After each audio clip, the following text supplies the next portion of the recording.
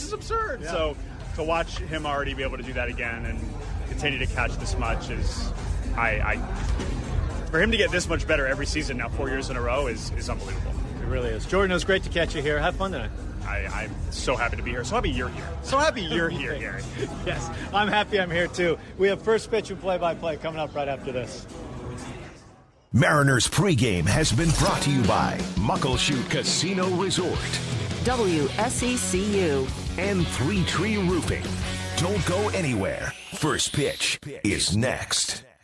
Are you ready to hit a home run with your shopping? Well, look no further than the Fred Meyer Mariners Rewards Program. It's your ticket to win big while you shop. Here's how it works. For every $1 you spend on participating products like Hempler's Bacon and Sun Cruiser, you earn Fred Meyer Mariners Rewards points. Redeem your points all season long for game tickets, T-Mobile Park Concert Series tickets, exclusive merch, and more. Accumulate and redeem these Fred Meyer Mariners Rewards points from April 23rd, 2025 through October 1st, 2025. Participating products are identified with Mariners-themed signs and tags throughout the store. Terms and conditions apply. I get so many headaches every month. It could be chronic migraine, 15 or more headache days a month, each lasting 4 hours or more. Botox, onabotulinum toxin A, prevents headaches in adults with chronic migraine. It's not for those who have 14 or fewer headache days a month. Prescription Botox is injected by your doctor. Effects of Botox may spread hours to weeks after injection, causing serious symptoms. Alert your doctor right away, as difficulty swallowing, speaking, breathing, eye problems, or muscle weakness can be signs of a life-threatening condition. Patients with these conditions before injection are at highest risk. Side effects may include allergic reactions, neck and injection site pain, fatigue, and headache. Allergic reactions can include rash, welts, asthma symptoms, and dizziness. Don't receive Botox if there's a skin infection. Tell your doctor your medical history, muscle or nerve conditions, including ALS, Lou Gehrig's disease, myasthenia gravis, or Lambert-Eaton syndrome, and medications, including botulinum toxins, as these may increase the risk of serious side effects. Why wait? Ask your doctor. Visit BotoxChronicMigraine.com or call 1-800-44-BOTOX to learn more. Style or substance. Somehow it became one or the other when choosing a truck. But there is another choice. Not stopping until you have everything. That's GMC Sierra. We are professional grade. Well-qualified buyers get 0% APR on 2025 GMC Sierra 1500 models. See your Northwest GMC dealer. Length of contract limited. Some customers will not qualify. Not available with lease and some other offers. Take new retail delivery by 9/2/25. Less than 10 minutes from Mariners baseball on 710 KIRO AM Seattle, KIRO FM HD2 Tacoma. Let's go live to the ballpark for starting lineups and first pitch. Seattle Mariners baseball starts now. Seattle Mariners baseball is on the air. 3-1 pitch on the way to Cal. Swinging a line drive, base hit down the right field line. And the Mariners have the lead. Cal Raleigh comes through. Seattle Mariners play-by-play is brought to you by your Western Washington Toyota dealers. Swung on and missed. A helpless wave and a slider in the dirt. Luis Castillo punches out Judge. Seattle's Union Gospel Mission. Dive, slides, and he makes an incredible catch. Holy smokes, Julio Rodriguez. Michael's Toyota of Bellevue. And by your local steel dealer.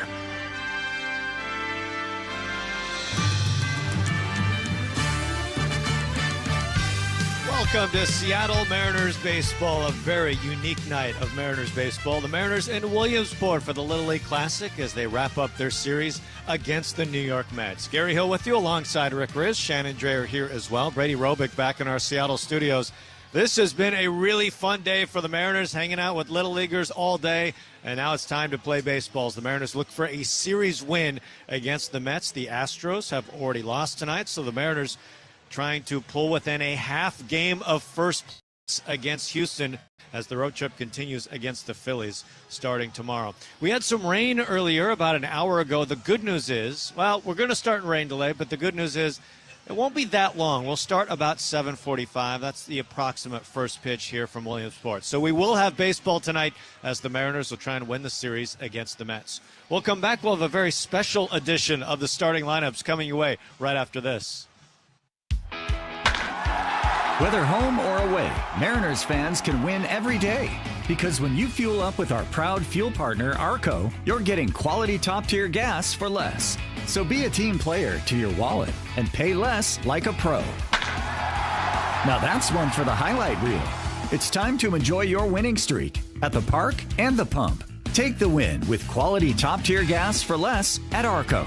Savings based on independent retail price survey. Looking for an epic summer night in Seattle?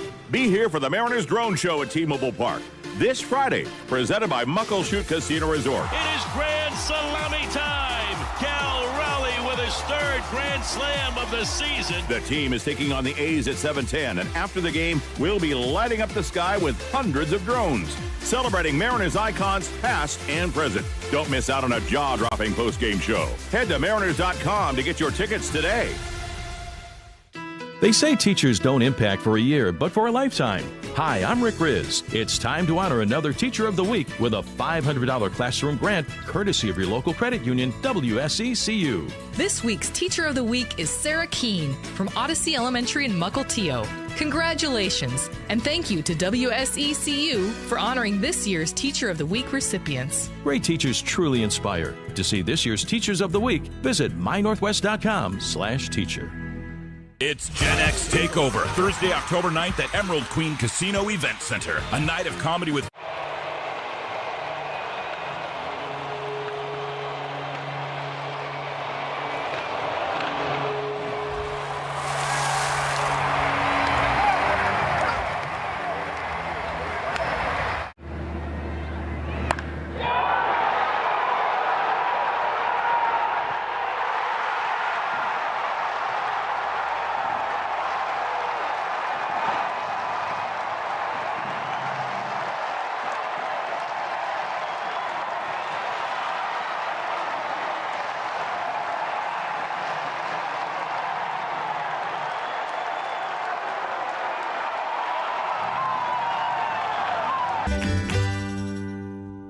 This is going to be one of those games that you're going to have to fight the elements. Wow! And I don't think that'll be the last bat toss we see tonight. I would imagine not. As he slid behind Neto, took out his legs, but Neto held on to the ball. Check out what our cameras caught. That's right. Smacking himself in the face when he really likes to pump himself up and make himself angry. Oh, he used the hand. That's pretty nice. Yeah, take a bow. All right, absolutely.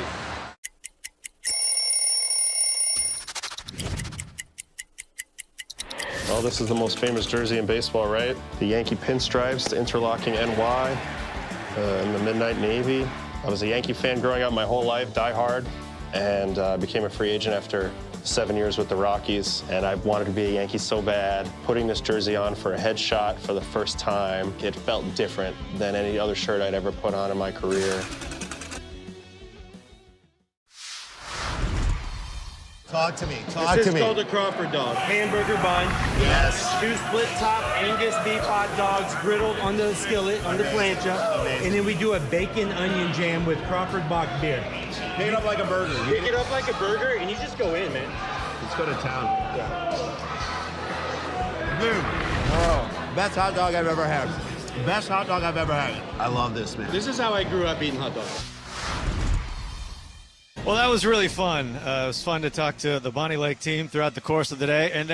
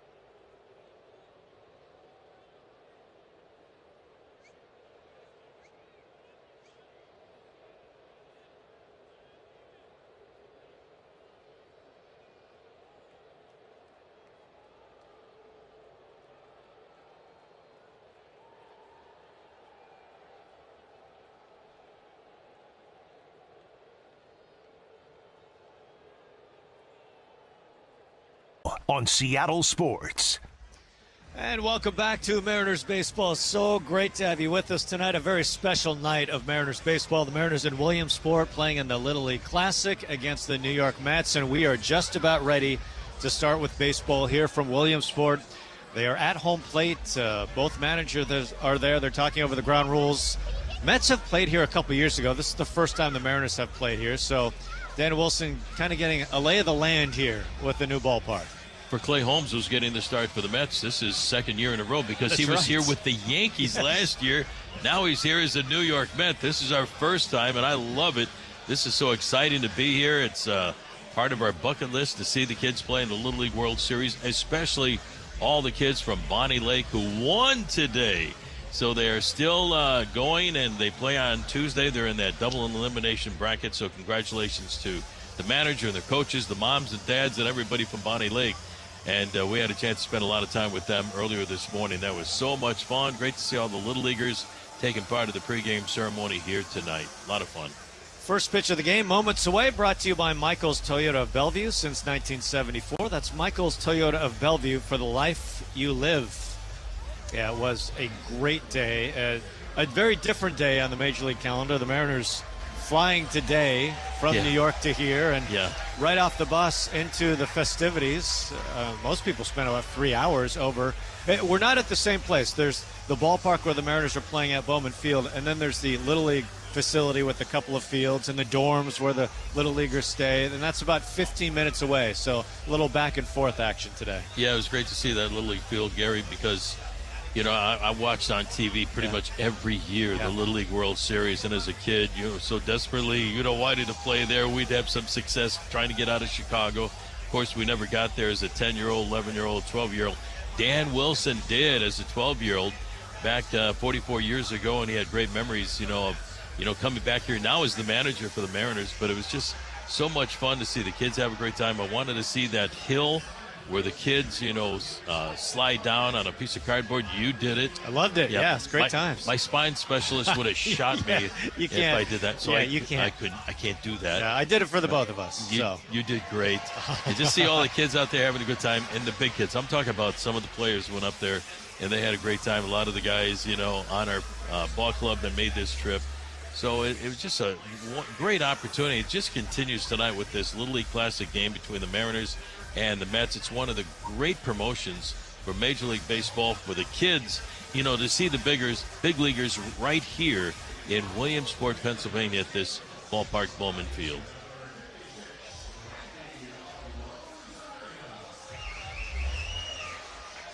We are just about ready to go. Clay Holmes has completed his warm-up tosses. Welcome to Mariners Baseball, everybody. Rain delay of about 45 minutes. Man, it came down in buckets over an hour ago. The grounds crew a great job to get this field ready. A minor league ballpark in great shape. And Randy Arozarena will lead things off. Clay Holmes, 9-6 for the Mets. Big right-hander. Here we go. The windup and the first pitch on the way up and in all the way to the backstop as Randy gets out of the way, or does he? Holy smokes, Randy is hit by the pitch. I think it got a piece of his helmet. Fortunately, he's all right, but the first pitch of the game by Clay Holmes sails out of his hand, and Randy hit by the pitch, and thank goodness he is all right. So what a strange way to start off the ball game tonight here in Williamsport, Pennsylvania. Thank goodness Randy's all right. Wow, what a way to start the ball game. Right off the helmet. That was scary. Holmes then checked in with Randy to make sure he was okay, and Randy nodded and kind of winked at him and said, yeah, he's fine. So, wow. Scary way to start.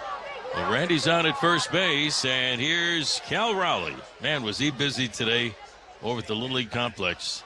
Here's the pitch on the way to Cal, and it's low and inside for ball one. He was like the Pied Piper. I mean, all the kids, not just the kids from Bonnie Lake, but all the kids, they know about Cal Rowley, the tremendous year that he's having. 46 home runs, and now with 100 RBIs. Now the stretch and a toss over to first base. Randy diving back to the bag, but Cal signed so many autographs for the kids, along with Julio, along with Randy, along with all the guys. They were wearing their Mariner jerseys, and it was such a fun time. They had time to play a little wiffle ball with the kids. Spend some time with him. Here's the pitch to Cal. Swinging a line shot, fouled on the right field line, and the count is even on Cal.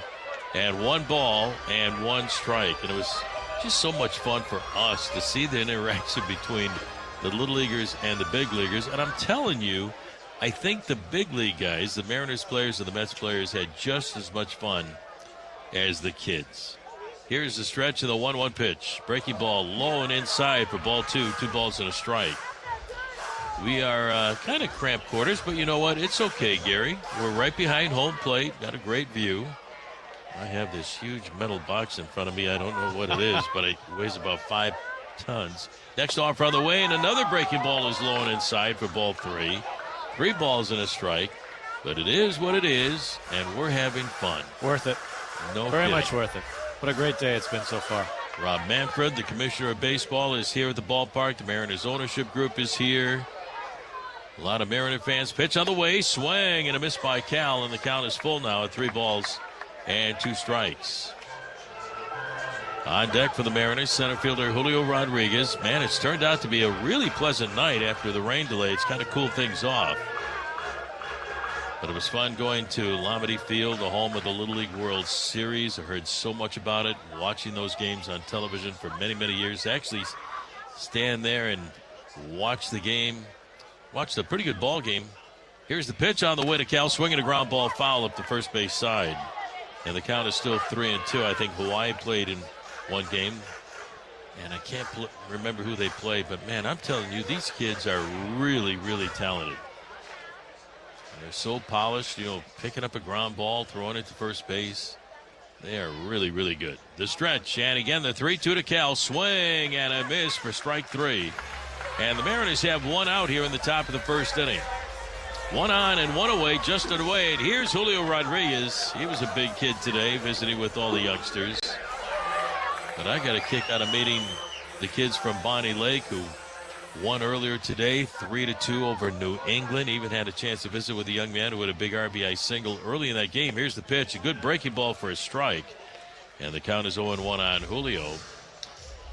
But it was thrilled to meet him because I saw him on TV. I was in my hotel room like everybody else early in the morning in New York. We left this morning at 10 o'clock, swinging a chopper, fouled away on the third base side. And the count is 0-2 on Julio. Got on the bus at 10, got to the airport, left at 11, about an hour flight to Williamsport, landed around 12, and right away we went to Lamade Field to visit with the kids. And, man, did they show up. Here's the stretch of the pitch, swinging a ground ball to third. Up with the ball, Vientos down to second for 1. The relay to first, and it's in time for the double play, and that's going to retire the side. In the top of the first inning for the Mariners here in the Little League Classic. No runs, no hits, no errors, nobody left on. We go to the bottom of the first. Home Street Bank score, the Mariners nothing, and the Mets coming up. Grit.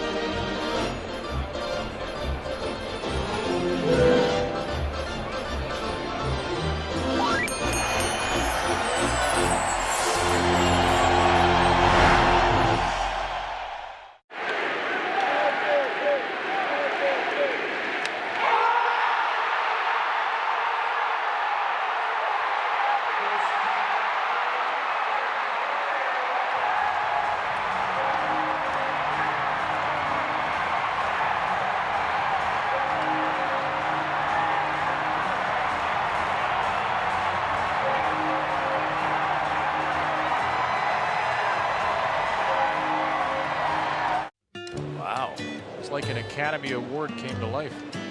How long do you think that took to get ready? You know, it's really not fun facing a guy with that kind of stuff, I'll just tell you that. Presented without comment.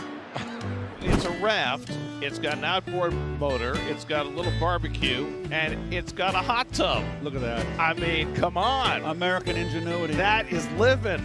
What else can go wrong? Today at Mariners.com. Looking to take your business to the next level? With Home Street Bank's flexible business banking solutions and high-touch relationships, you can swing for the fences with confidence. Learn more at homestreet.com/homerun. Member FDIC, equal housing lender, all loans subject to approval. You're listening to Mariners Baseball on Seattle Sports. Home Street Bank score, the Mariners nothing, and the Mets coming up here in the bottom of the first inning.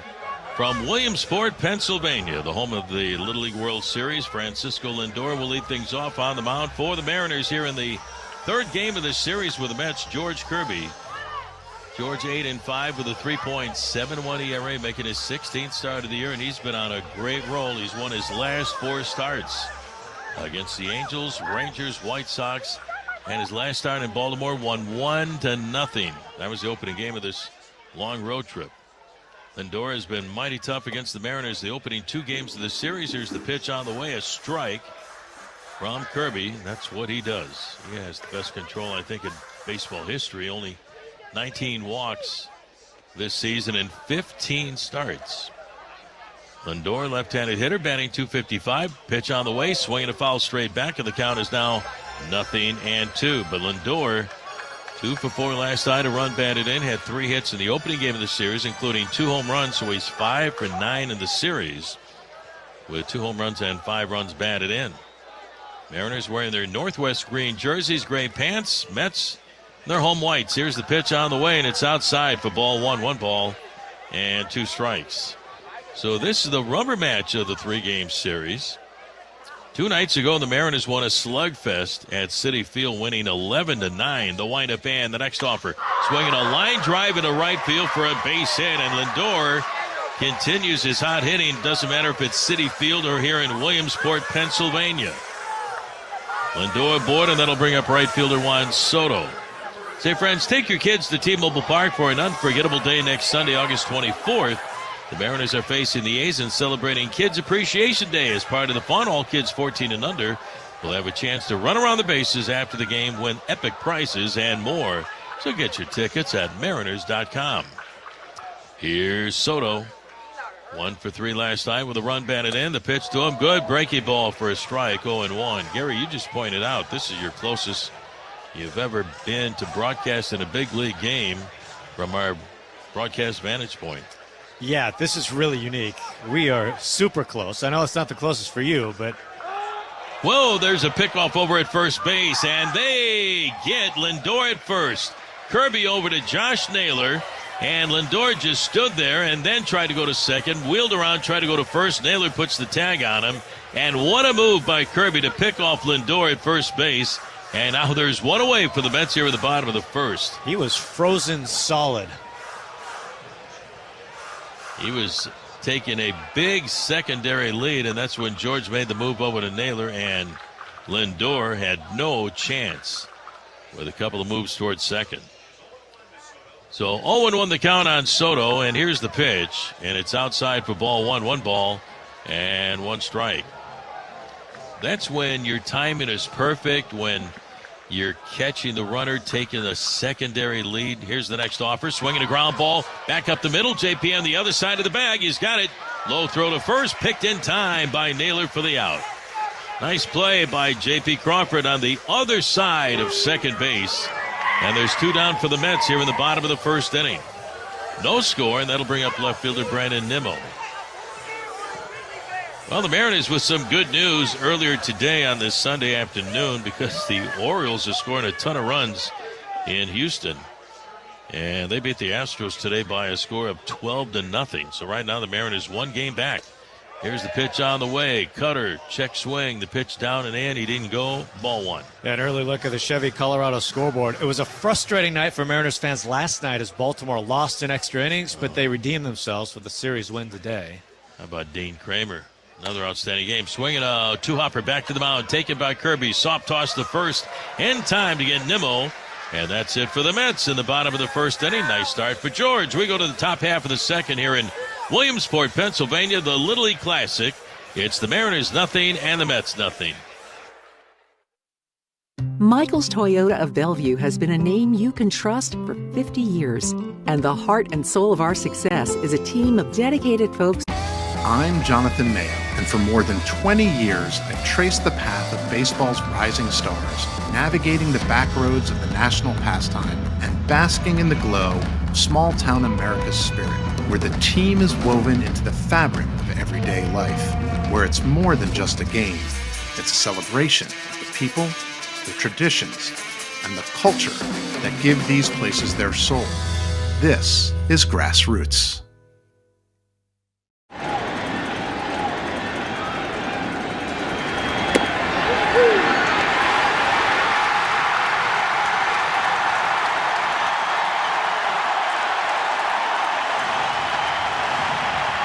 A lot of baseball fans have some familiarity with the T206 American Tobacco card set. Of course, features the famous Hannes Wagner card. What we have here are 3 cards from the lesser-known T205 set, which really was a successor to T206. T206 came out in 1909. These 3 cards, as part of the T205 set, came out in 1911.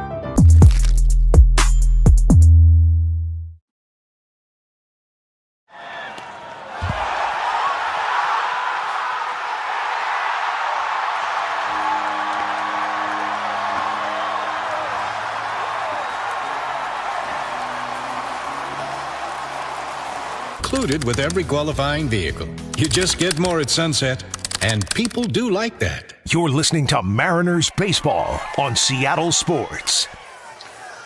Home Street Bank score, the Mariners nothing and the Mets nothing as we go to the top half of the second. It's the Little League Classic game, the annual game between 2 big league clubs here in Williamsport, Pennsylvania. We're about a 10-minute bus ride from Labadee Stadium, where they hold the Little League World Series every year, which is one of the great events in all the baseball. Josh Naylor will lead off the top half of the second. He'll be followed by Eugenio Suarez and then Jorge Polanco. Clay Holmes, former longtime reliever, now a starter with the Mets, delivers outside, ball 1.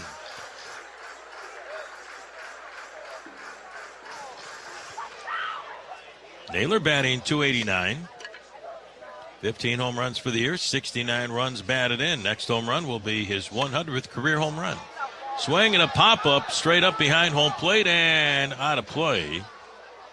And this is a small ballpark as far as the foul territory, so pop-ups are going to get out of play in a hurry. And the count is even on Naylor at 1 ball and 1 strike. Naylor with Arizona hit .292 with 11 home runs, 59 runs batted in. One of the big acquisitions by Jerry DiPoto and Justin Hollander. Next offer, swinging a foul off the catcher Alvarez. And the count is now 1-2. And the other one was the guy hitting behind him, Eugenio Suarez. Both coming over from the Arizona Diamondbacks. And the other big acquisition, he's been outstanding coming out of the bullpen, veteran left-hander Caleb Ferguson. So the Mariners are built for the long run. And right now, just a game out of first place in the West, and they're the top team in the wild card. Holmes from the stretch, and the right-hander's 1-2. Curve low and inside for ball 2. 2 balls and 2 strikes. And since the trade deadline, give an idea how successful those deals have been. The Mariners are 11-4. Way off the line at third, Vientos. Now the 2-2. Swinging a well-hit ball, but pulled foul and out of play. Down the right field side, and the count is still even on Naylor at 2 balls and 2 strikes. It was so much fun hanging out with the kids from Bonnie Lake today. Congratulations again. They won today. They will play on Tuesday. Next off, fouled away on the first base side off the foot of Naylor. That's got to hurt.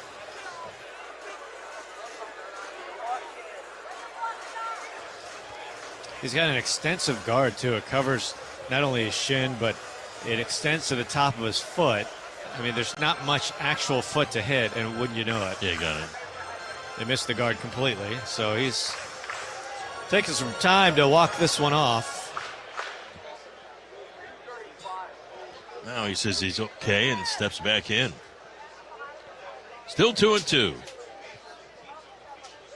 Holmes looks in, and the veteran right-hander delivers. Swing, a little tapper, fouled away up the first base side.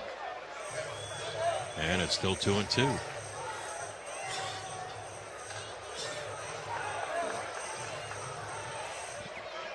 Gino waiting patiently on deck. Long at bat for Naylor.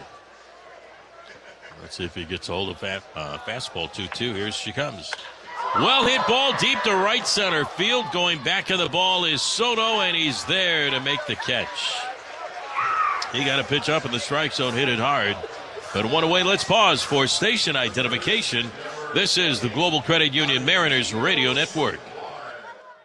Seattle Sports, KIRO AM Seattle, Cairo News Radio 97.3 FM, KIRO FM Tacoma, Seattle, and KIRO FM HD2 Tacoma. Your home for Sunday Mariners baseball. Here's Gino batting .235, 38 home runs though. Pitch on the way, fastball is a strike, 0-1, and 94 runs batted in. He had 36 home runs as a Diamondback, 87 RBIs over the National League. The look in by Holmes, and the right-hander delivers, swing and a miss. And the count is 0-2. Mariners a few short days ago had an 8-game winning streak where they were averaging about 6 runs a game. Then they ran into a buzzsaw in Baltimore. Man, their starting pitching was great in that series. Next offer, swinging a ground ball toward the hole at short. Diving stop by Vientos, skips up, throws high to first, gets on by Pete Alonso. Suarez is safe at first base. That's going to be an infield base hit, as Vientos made a great play diving to his left.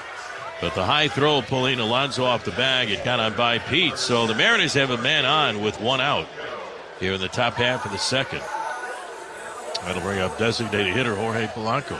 That is a nice diving stop. And a good throw probably gets Gino. He just airmailed that. That wasn't close. Hurried the throw. So here's Polanco batting .242, 18 home runs. The pitch to him, swung on, well hit left center field. Going back to the ball is Mullins. Still going back near the warning track, and he's there to make the catch. So Polanco flies out. 2 outs for the Mariners with Gino on at first base. That'll bring up right fielder Dom Canzone. And this kid has found a home right now after coming up from AAA Tacoma. He was sent down early in the year. He hit .296 for the Rainiers with 13 home runs, 36 RBIs, 45 games. And he's become a fixture out there right now. Here's the set by Holmes. No score in the game. And the pitch to Dom is outside for ball 1. Home plate umpire tonight, calling balls and strikes, Nate Tomlinson. Bruce Streckman is at first. Mark Wegner at second. Shane Livensparger is the umpire at third. Now the stretch and the 1-0 pitch, swinging a ground ball right to McNeil at second base. He's got it, throws the first in time to get Canzone. That'll end the inning. And we go to the bottom half of the second. Home Street Bank score. The Mariners 0 and the Mets 0. Become an all-star saver with a 4.05% APY 4 or 7-month featured CD. Go to homestreet.com.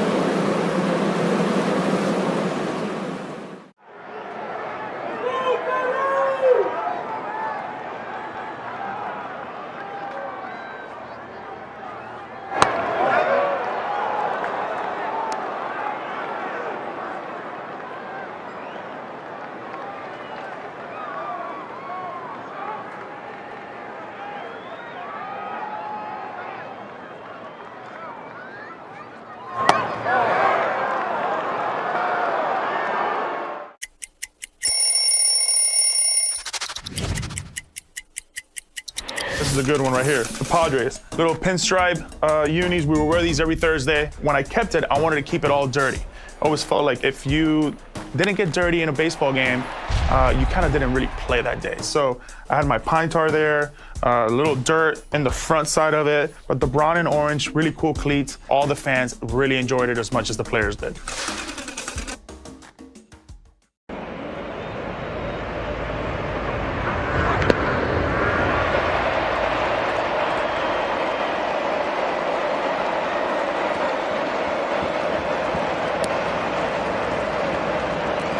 Philadelphia tomorrow night to take on the Phillies as the road trip continues. Pete Alonso will lead off the bottom half of the second. George Kirby had what turned out to be a 1-2-3 bottom of the first inning after giving up a leadoff single to Lindor. Then he picked him off at first base. And then Soto and Nimmo both grounded out. So here's Alonso, 28 home runs on the year, 100 RBIs for Pete.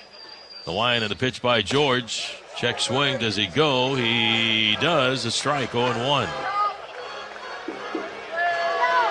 Alonso, McNeil, and Alvarez for the Mets, managed by Carlos Mendoza. Got him to the National League Championship Series last year.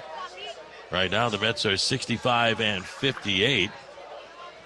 And they're about 6 back in the East. Here's the pitch. Swung on. Ground ball up the middle. Away to his right. Diving. Cole Young can't get to it. A base hit. In the center field for Alonso. Yeah, the Mets are kind of going through the opposite of what they did last year. Remember, they really caught fire last year. Yeah. Their momentum took them deep into the postseason. This year was kind of the opposite, where at one point had the best record in baseball and really rolling. And it's been a tough stretch recently for the Mets. Yeah, up until last night, they had lost 14 of 16 games. They blew all kinds of leads. But they won last night 3-1. Here's Jeff McNeil, the DH. Pitch from Kirby is a good breaking ball for a strike, 0-1. So the Mets are actually 5.5 out behind the Phillies in the National League East. And right now the Mariners just one game behind Houston, who lost tonight 12-0 to the... Here's a swing and a fly ball to left field down the line, and that's going to drop in for a base hit. Randy Rosarena was closing in, had to play it on a hop. McNeil with a single the other way, and down to second goes Alonso. But the Astros lose 12-0 in Houston to Baltimore tonight, so that's good news. Just a breaking ball on the outside corner, and McNeil took it the other way. Just stayed right behind it and drove it down the left field line. So 2 on and nobody out for Francisco Alvarez, who 2 nights ago got the Mets back in the ballgame with a 3-run home run. But the Mariners hung on and won 11-9. The stretch by Kirby needs a double play ball. The pitch. Beauty for a strike, 0-1. Alvarez batting .254. Was sent down earlier this year to AAA Syracuse. Back with the ball club, 7 home runs, 23 runs batted in.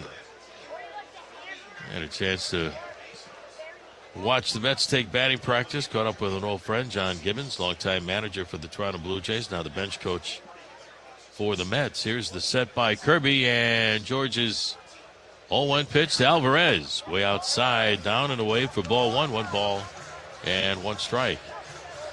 Had a chance to catch up with a bunch of guys. Eduardo Perez with ESPN doing the game this evening. Doug Glanville. Also David Cohn. We were talking about that 1995 series against the Yankees. Here's the pitch on the way, and a swing and a miss by Alvarez. And the count 1-2. We were talking about George Kirby, and I said, George throws a ton of strikes. I said, you did too, Cohn. He said, yeah, I walked a few too many, especially Doug Strange in the bottom of the 9th inning in that Game 5 of the division series in Seattle.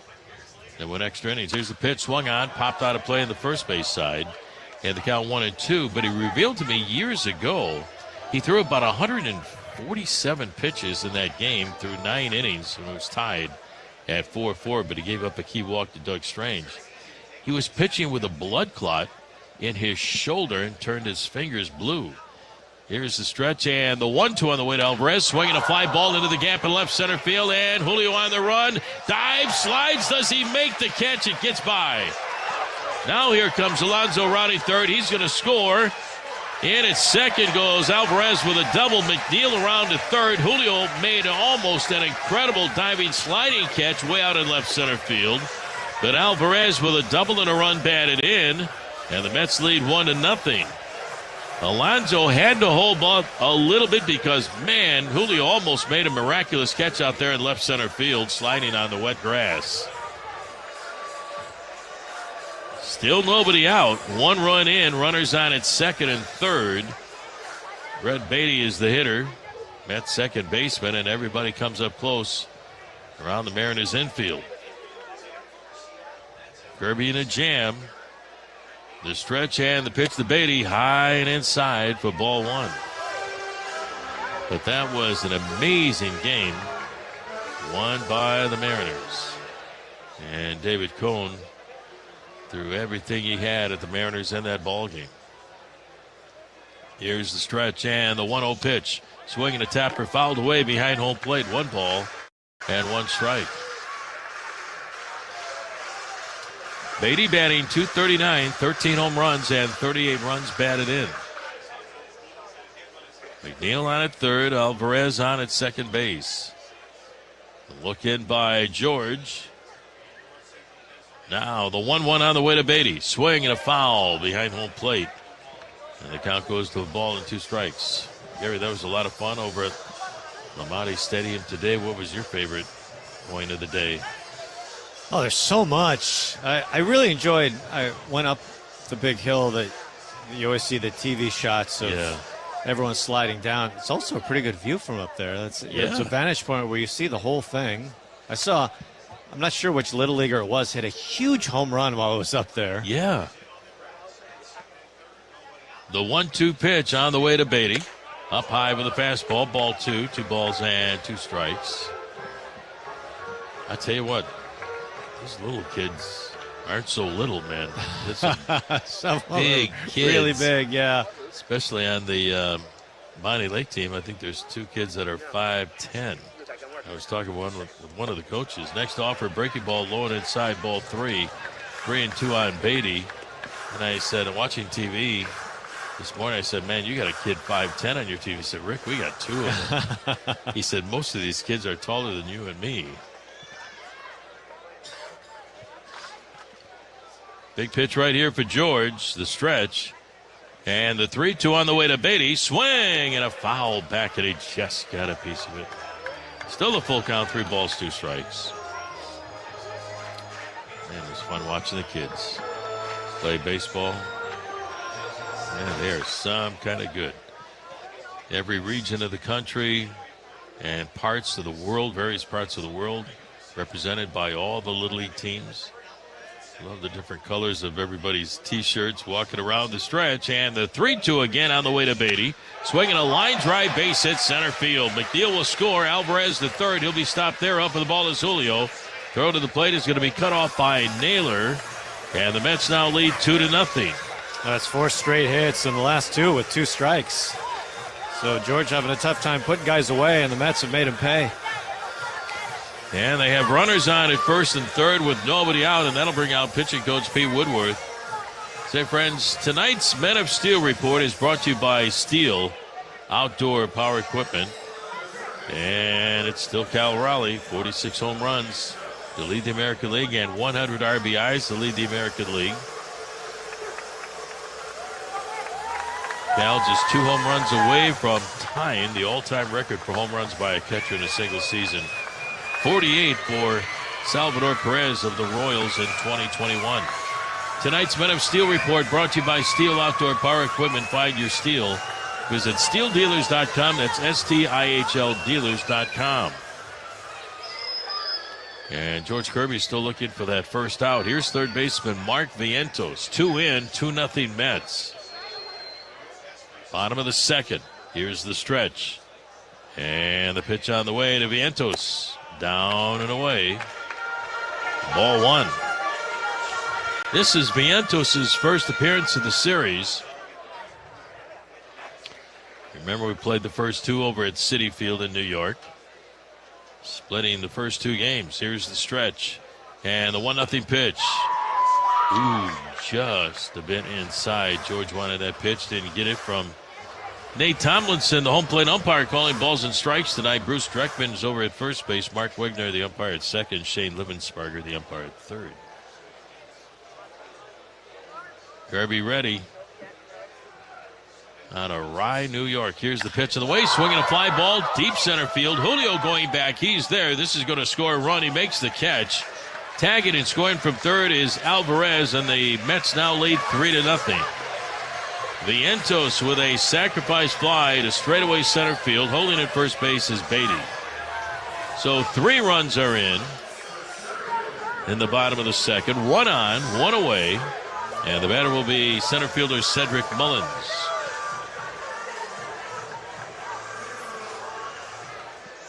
And now George really needs a ground ball double play to get out of the inning.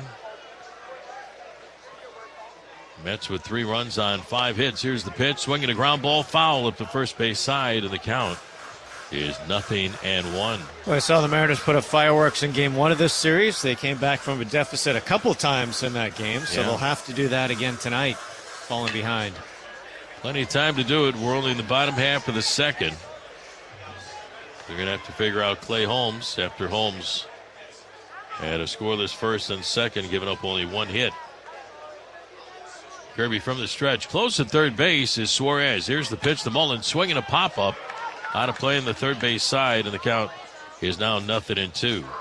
To give you a little history about historic Bowman Field where we're playing this game tonight, the city of Williamsport has hosted professional baseball since the late 19th century. Various teams played at different sites around the city. Here's the pitch. Swung on and missed by Mullins for strike 3. So 2 outs for the Mets here in the bottom half of the second. That's strikeout number 1 for George. 2 down. That'll bring up Francisco Lindor. The ground was broken for this ballpark in the fall of 1925. Cost to build and was $75,000. Pretty good lump sum back in the day. And it opened up in 1926 as Memorial Field. Here's the stretch, and the pitch to Lindor. Swung on, ground ball up the middle. Way to his right is Cole Young. He's got it. Little flip over to JP at second for the force on Beatty, and that's going to retire the side. But the Mets doing some damage with 3 here in the bottom of the second. We go to the top of the third. Home Street Bank score. It's the Mets 3 and the Mariners 0. All right, I've trained for this. I'm ready.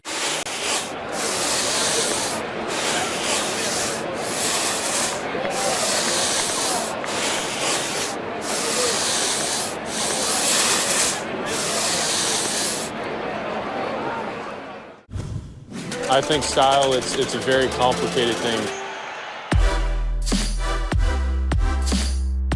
Custom cleats came when I earned the rights to wear custom cleats.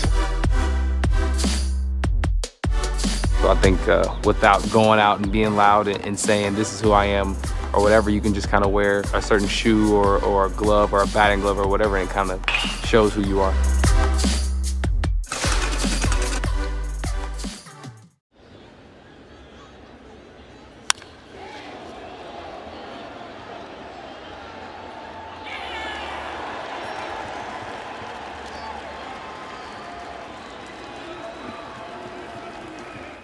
That's my security right there. That's the bad one, Roscoe Pico train. Major League Baseball wanted to start doing something with the players and their dogs. Which one's the dog? I was undecided on whether to do a dog card or not, but my wife pushed me in the back and she wanted a famous dog, so she told me to do it. $2.99 due at signing with approved credit through TFS. Tax, title, and license extra. A negotiable doc fee of up to $200 may be added. Call 1-888-48-TOYOTA for details or go to Toyota.com. Toyota, let's go places. You're listening to Mariners Baseball on Seattle Sports. Well, the Mariners have some work to do here, trailing 3-0 as we go to the third inning. That's your Home Street Bank score. J.P. Crawford going to lead things off against Clay Holmes, who's kept the Mariners off the board in the first 2 innings so far. The former closer turned starter. Spent parts of the last 4 seasons with the Yankees. He was an all-star a couple times, pitching out of the bullpen. And now in the rotation for the Mets for the first time. He's ready. Here comes his pitch. And he sends it over for a strike. He gets ahead. 0-1. Holmes In his first season with the Pirates, started 4 times. Here comes the pitch. And that's a strike at the knees, so he's ahead. No balls and 2 strikes. But that was a while ago. He has not started games since his first season in the majors. Here's the 0-2. That's upstairs, just high. JP takes it. 1 ball, 2 strikes. And this season started really well for Holmes, but he's hit a rough patch lately. He's blown his career innings away. He's at 126. His previous high was 70. Here's the pitch. Swung on. That's cracked down the right field line, falling fast and just foul. Just pulled it foul. So JP will walk back to the box. 1 ball, 2 strikes now on JP. And his last 3 starts, he's only gone 3 2/3, 5 and 3 2/3. And that was an issue for the Met starters up until the other day. They just weren't getting deep into games. Yeah, so point being, Mariners down 3-0, but they'll have opportunities here. The pitch to JP. Swung on, and he fouled it off himself. And he falls down to his back. And he looked like a turtle with kind of his legs up in the air and his arms up in the air, but gets to his feet now. He's okay. JP's done that a few times recently, too. Here comes the training staff. Dan Wilson, a slow stroll out. JP waves him away. So they go back to the dugout, and JP's going to take a moment.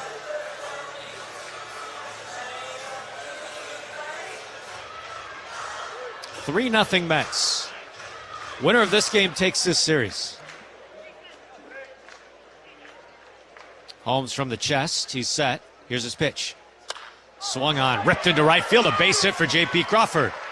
So the Mariners have the leadoff man aboard here in the 3rd as they try and walk down this 3-0 lead. You're with us inside the Western Washington Toyota radio booth here in Williamsport. It's a great scene here. This is a very intimate ballpark. It seats around 2,300, and it's essentially just Little Leaguers here.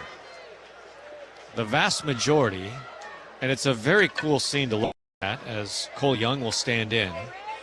JP at first base, no outs, 3rd inning. Mariners trailing 3-0. Here's the pitch. That's a strike over the edge.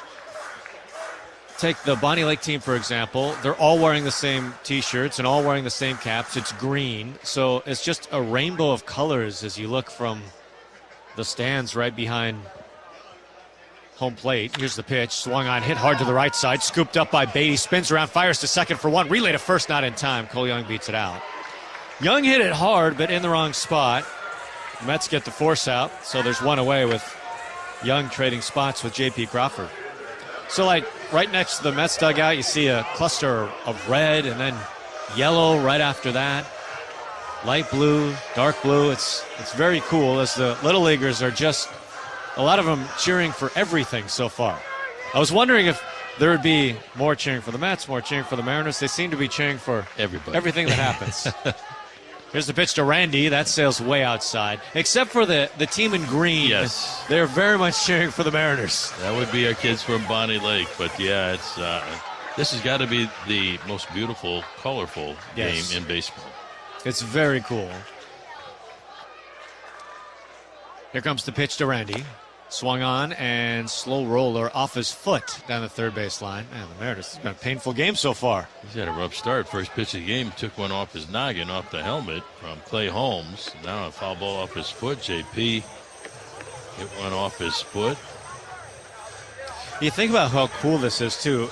You know, it's all the Little Leaguers in the front row and behind the dugout and next to the dugout. They are up close.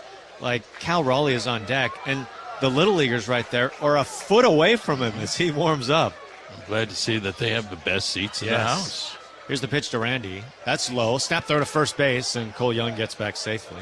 In fact, you may be able to pick it up on our microphones whenever either side pops out of the dugout, like Soto was out in the on-deck circle, taking some swings, and you hear kids, will you sign my ball? And it's, now's probably not the time. Yeah. Maybe later. Here's the pitch to Randy. Swung on and missed. Missed on the slider just off the plate. So 2 balls, 2 strikes. Mariners trying to cut into this 3-0 Mets lead. We're in the third inning in Williamsport. Wide open right side. Here's the pitch to Randy. Swung on. That is smoked but foul. He really turned on it. As there's not many adults here. There aren't many locals, although the locals have found ways to watch this game. There's kind of a berm out to down the left field line where a lot of locals are up on the hill watching this one. Here's the pitch. Swung on, fouled away. And also, if you look out to left center field, somebody has built some scaffolding. And there's about 50 people on the scaffolding watching this game just off the side of the scoreboard beyond the wall in left center field. The local neighborhood. Yeah. Here comes the pitch. Just low. Yeah, it's very much a neighborhood park. You look out to the outfield, there's just houses beyond the wall in left field, some trees beyond right field. Like if that house is in range of a couple of Mariners in left center field. Here comes the 3-2 to Randy. Swung on and missed. That floated in a slider. He swings through. That's the second strikeout for Holmes, and now there's 2 away. As Cal Raleigh will stride to the plate. No question, one of the most popular players here in Williamsport. The moment he stepped off the bus today, just surrounded. Just yelling, Cal, Cal, dumper, dumper. He never got past the bumper of the bus. So he stands in here with the runner at first base. Here's the pitch. Swung on, smoked, right field line, but foul. Just pulled it. Checking his bat. Maybe he broke it. He's swinging the bat with the trident on it. Certainly has worked for him this series. Yesterday went 2 for 2, a couple of walks. Homered the game before that. Number 46 on the season. Here's the pitch. Inside. Snap throw to first again. And Cole Young back to the bag. Young only 1 steal this year. The Mariners, of course, have run wild. They're in the top 5 in stolen bases in baseball.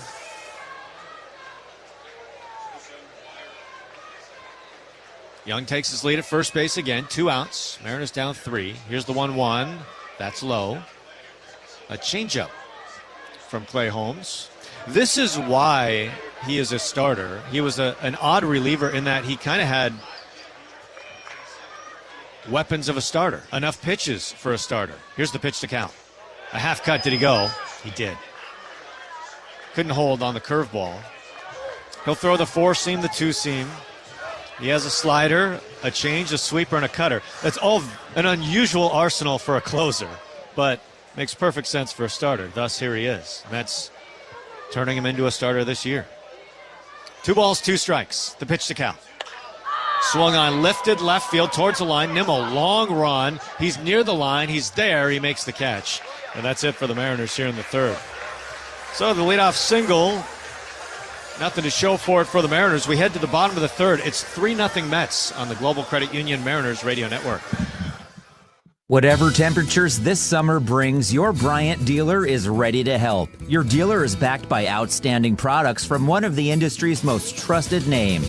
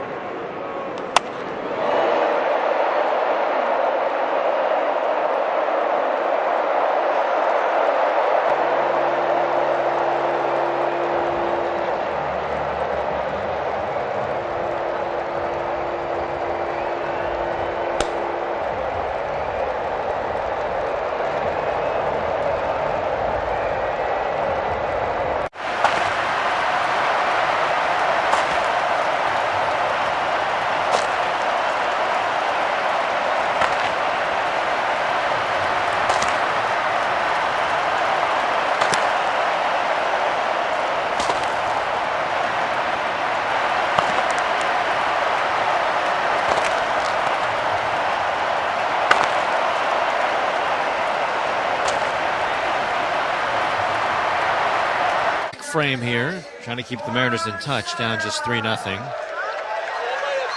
We take a look at the premium matchup brought to you by Alaska Airlines. Enjoy that first-class feeling with industry-leading legroom. Alaska raising the bar for first class. Kirby into his wide. Here's the pitch to Soto. And he dances away from a curveball at his shoe tops. That's a ball, 1-0. Soto grounded out to shortstop his first time. 383 on base this year. The pitch. That's a strike. 383 on base for most mortals is excellent. For Soto, it's well below his career on base percentage. Here's the pitch. That's down low. Just missed. 2 balls, 1 strike. If you look at the best career on base percentages the last 50 years of baseball, Soto has a career .417. That's the 4th best with at least 1,000 plate appearances. Here's the pitch. That's down low. Barry Bonds has the best.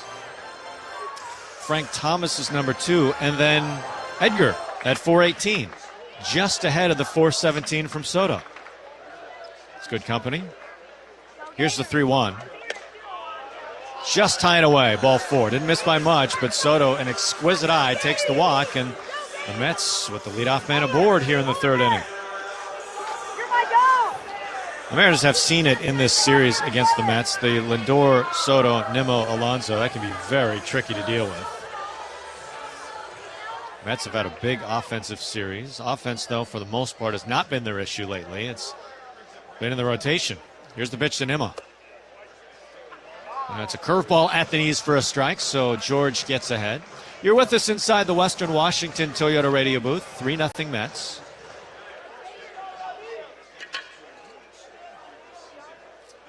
Kirby from the stretch. Here's the pitch. Swung on, lifted left field. That's going to tail out of the stadium left field line. Near that hill we were talking about, where people are watching the game. Just down the left field line and out of the ballpark. No balls, 2 strikes. This will be pitch number 40 for George. He's set. His pitch. Too high, just above the belt. Good fastball, 98 on the heater. Good velocity. Mariners right now a game behind the Astros, who lost today 12-0 to Baltimore. So trying to take advantage of that. Here's the pitch. Swing and a miss. He got him. Good slider down and away. That's the first out of the inning and 2nd strikeout for George. Christian Javier got the start for the Astros today. He left early because of illness. Baltimore took that series as we take a look at the Chevy Colorado scoreboard. The Astros now start a road trip in Detroit tomorrow. 3 games against Detroit. Then they go back to Baltimore for 4 games. Not back to Baltimore, but playing Baltimore again. Here's the pitch to Alonso, and that's a strike. In this stretch, 7 of their 10 games are against Baltimore. And Baltimore just took the series, so we'll see what happens when they head to Baltimore after Detroit. Pitch to Alonso. That's a strike. 97 on the 2-seam. The 2-seam, a pitch that George really relied on in his last start. He pitched great, did not give up a run. No balls, 2 strikes. Alonso steps out. He singled the lead off the 2nd, scored a run. The 3-run 2nd inning. That's where we stand, 3-0. Kirby ready? Here comes his 0-2. That's in the dirt. Blocked off the very unique chest protector from Cal Raleigh. It is great and perfect for today. Cal Raleigh's chest protector, all it is various pictures in baseball card form of his teammates as little leaguers. Here's the pitch. That's down low, taken for a ball. Right in the middle, of course, he's got the platinum glove emblem from Rawlings, but it's all just different baseball cards of his teammates as little leaguers. That's what he's wearing as a chest protector tonight. 2 balls, 2 strikes on the Polar Bear. He's got 28 homers this year. Kirby set. He deals. Too high. So George was up 0-2, and now Alonso has fought back to work the count full. 3 balls, 2 strikes. The all-time leader in Mets homers, just passing Darryl Strawberry a week ago. Here comes the pitch from George. High and inside. Didn't miss by much. That's the second walk this inning offered by George Kirby. You don't say that very often. I mean, you don't say he walks 2 in the same game very often, let alone the same inning. Yeah, no walks in his last start in Baltimore, 1 walk, and home against the White Sox. So he walked only 1 guy in his last 2 starts. Well, this is key right here against McNeil. Mariners already trailing 3-0. They don't want to see this lead balloon. So this feels like an important spot with 1 out. Soto at second base. He drew a walk. Now Alonso at first. McNeil singled and scored last time. He's been a pest in this series. Last inning, it was the first 4 that got hits against George.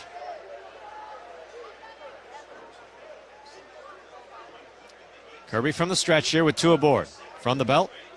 Here comes his offer. Swung on. That is hit high to right field. Backing up Canzone just in front of the track. Waiting for it. Makes the catch. Soto fakes the tag. Now the throw to second base behind him, and they nearly get him as he just sneaks the foot back in. Nice catch and throw by Canzone, and that's a big second out. 2 away. Does it feel like the ball is flying tonight? Because I feel like we've seen a couple. Yeah. I thought Naylor had one that I felt like he hit decent. I felt like that one was hit pretty well, and it just kind of died out there. Muggy after the heavy rain that we had right before the start of the game that delayed us for about 45 minutes. Here's Alvarez. He had an RBI double his first time. The pitch swung on. Grounder right to shortstop. JP picks it up. Hard underhand toss to second base where Cole Young's standing. They get the out, and that's the inning. So George hangs a 0 here in the 3rd. We head to the 4th. Mariners trailing. It's 3-0 on the Global Credit Union Mariners Radio Network. Why is Mazda of Everett the #1 dealer on the West Coast? Mazda of Everett is locally owned and operated for 20 years. They work hard to get you their best deal every time and to make sure you drive away happy. With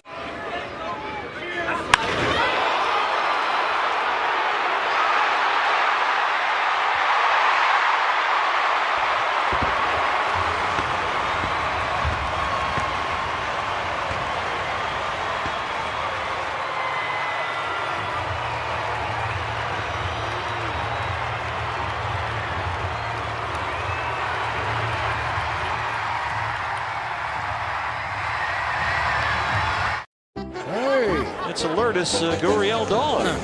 That's a nice touch. Pena power. The perils of wearing earrings when you've got netting on the field. That young fan, not a Newt Bar fan. What a present for Mom. Oh my goodness, look at this guy. Uso, yeah, Jay Uso, yeah. And then just shot putting it. Not blocking, there's nobody on base. There's a little debate for Domo and Kim watching the replay together.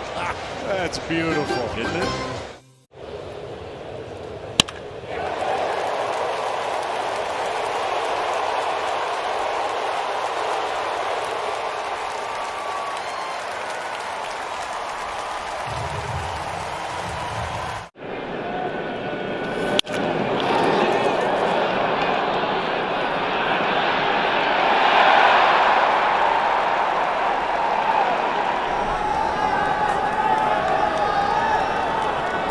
Biggest thing we're bringing is a brand new Tony Gwynn drop I did with his estate. So we just signed a deal at therealist.com to actually go through his entire archives, present them, and auction them off. And to announce it, we did this limited edition 1994 The Lost Season card. Because, between August of 93 and May of 95, Tony Gwynn batted .406 in 162 games. So in the back, we have the stats of what could have been. Pictures, sliding down the hill. He did everything. Playing table tennis, doing it all. He'll bat here to lead off the 4th inning. Now looking for a hit. Here's the pitch. Swung on off the end of the bat. Fouls it straight back. That's out of play. 0-1. This guy's such a great representative for the game of baseball, spending time with these kids, talking to them about the love of the game of baseball. Here comes the pitch to Julio. That's a strike. It was fun to spend time with Bonnie Lake, who, before we got here today, they won their game. They lost their first one. They won today. I was talking to the coach of Bonnie Lake. Here comes the 0-2 to Julio. Swung on. That's ripped into right field. Here comes Soto racing over. He's not going to get there. It's over his head. It's going to the wall. Julio wants second. He's to second. He'll check in there. It's a ringing double for Julio to lead off the fourth inning. So the Mariners trying to come back here trailing 3-0.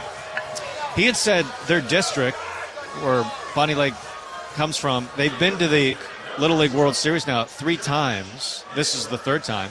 But this is the first time they've won a game here at the Little League World Series. So he felt great about that, as he should. So no matter what happens the rest of the way, of course they'd love to make a deep run and win the whole thing. But they have that they won a game here today. They got a win under their belt, and now they have confidence to get another win. Here's Josh Naylor. He flew out to right his first time. The pitch swung on, and that is fouled, first base side. It was really fun, if you were with us at the beginning of the game, to hear the starting lineups. It was the Bonnie Lake Little League team that did the starting lineups. And it was fun talking to them as we were kind of doing it player by player. Yeah. And they love the Mariners so much. Here comes the pitch. And that's down low. Because I would tell whoever player I was talking to, I was like, okay. And they would get ready for the name I was going to give them. And, you know, everyone loves Cal and Julio, but it extends to everyone else. Like, okay, you're going to have J.P. Crawford. Yes, J.P. Crawford. Just celebrating that he gets J.P. It was so cool. Here comes the pitch. Swung on, foul back. You love just the pure joy of these kids. Oh, yeah. Playing a kid's game as kids, but playing at this level, you know, to get this far from wherever part of the country you live to get to Williamsport, Pennsylvania is an amazing feat. Very international feel here as well. Saw the Team Australia. I didn't get a chance to ask them, you know, what they think of Hyphen or not, which I really wanted to do. I was thinking about that. I mean, he's got to be a hero for all of them, right? Yeah, so I didn't get a chance to tell him, hey, I know Hyphen, you know. But and then it was great to see Munoz and Randy spent a long time with Team Mexico today. Yeah. They made a point to go there and see the kids from Mexico. 1 ball, 2 strikes, 4th inning. Julio at second base, no outs. Mariners down 3-0. Here's the pitch. Strike 3 called right on the corner. A good slider. That's the 3rd strikeout for Holmes. There's one away here.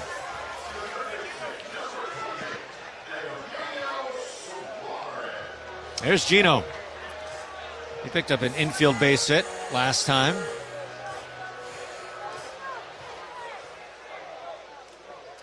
Gino, the open stance from the right side. Julio takes a nice lead there at second base. He's just staring at Holmes. Holmes stares back. Here's the pitch. And he sends it downstairs. The 2-seam at 94 miles per hour. That misses.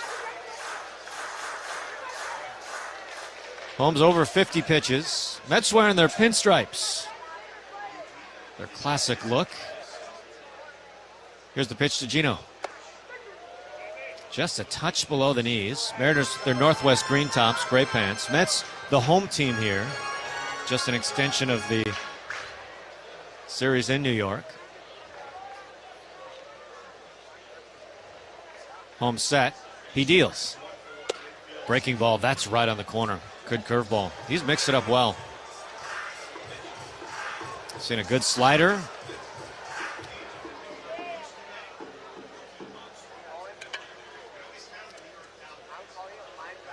Home set. Julio dancing at second. Here's the pitch. Swing and a miss. 2-2. 2-seam. That's some good movement, tailing inside on him as Gino swings through. Mariners need to cash in right here, down by 3. You don't want to wait too long to make up a 3-run deficit. Shorten up the swing, just be quick, get a base hit. Get Julio in from second. They've had base runners in every inning so far. Julio takes off. Here's the pitch. Swung on, ground ball to shortstop on the backhand. Lindor has it. He's in short left. He throws across in time to get Gino. That's played by Lindor. Julio at third base now, but now there's 2 away. That brings up Polanco. He flew out firmly to center field his first time. You're with us inside the Western Washington Toyota radio booth. 3-0 Mets. Mariners trying to cut into that lead. Holmes set. Here's the pitch. And it's over the corner for a strike. The changeup on the edge. He continues to just mix it up. There's been no rhyme or reason so far for Holmes. He's really kept the Mariners off balance. Nice bounce back from the last few starts. Rough starts for Holmes. The pitch. Breaking ball inside. Bounced in. Nice stop by Alvarez. Went to the backhand to keep it in front.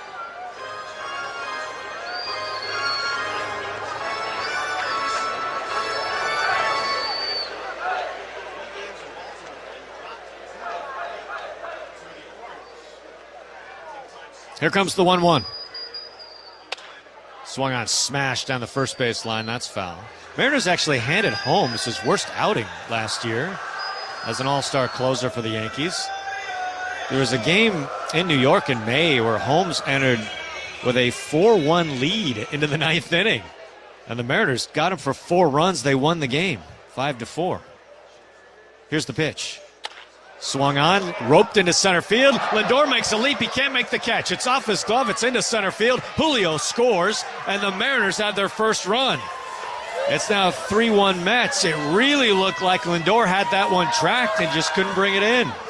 Yeah, he was right there in the right spot behind the bag at second. A little leap in the air, went up with both hands, and he felt like he should have caught it, but it must have knuckled on him as it got away from his grasp, and that's a huge base hit with 2 outs to score a big run here in the top half of the 4th inning. The Mariners will take it, that's for sure. And now they're one swing away from tying this, and Dom Canzone certainly capable of that. 7 home runs for Dom. Here comes the pitch. Swung on, fouled back. When I told the Little Leaguer from Bonnie Lake today that he would be doing Dom Canzone, he's like, yes, I play right field too. See, that's what I love, the excitement of these kids. You know, he's a right fielder, I'm a right fielder. Yeah. I can play in the big leagues. I can be a right fielder. One So day great. you might. You just might be a big leaguer. They're heroes up close and personal.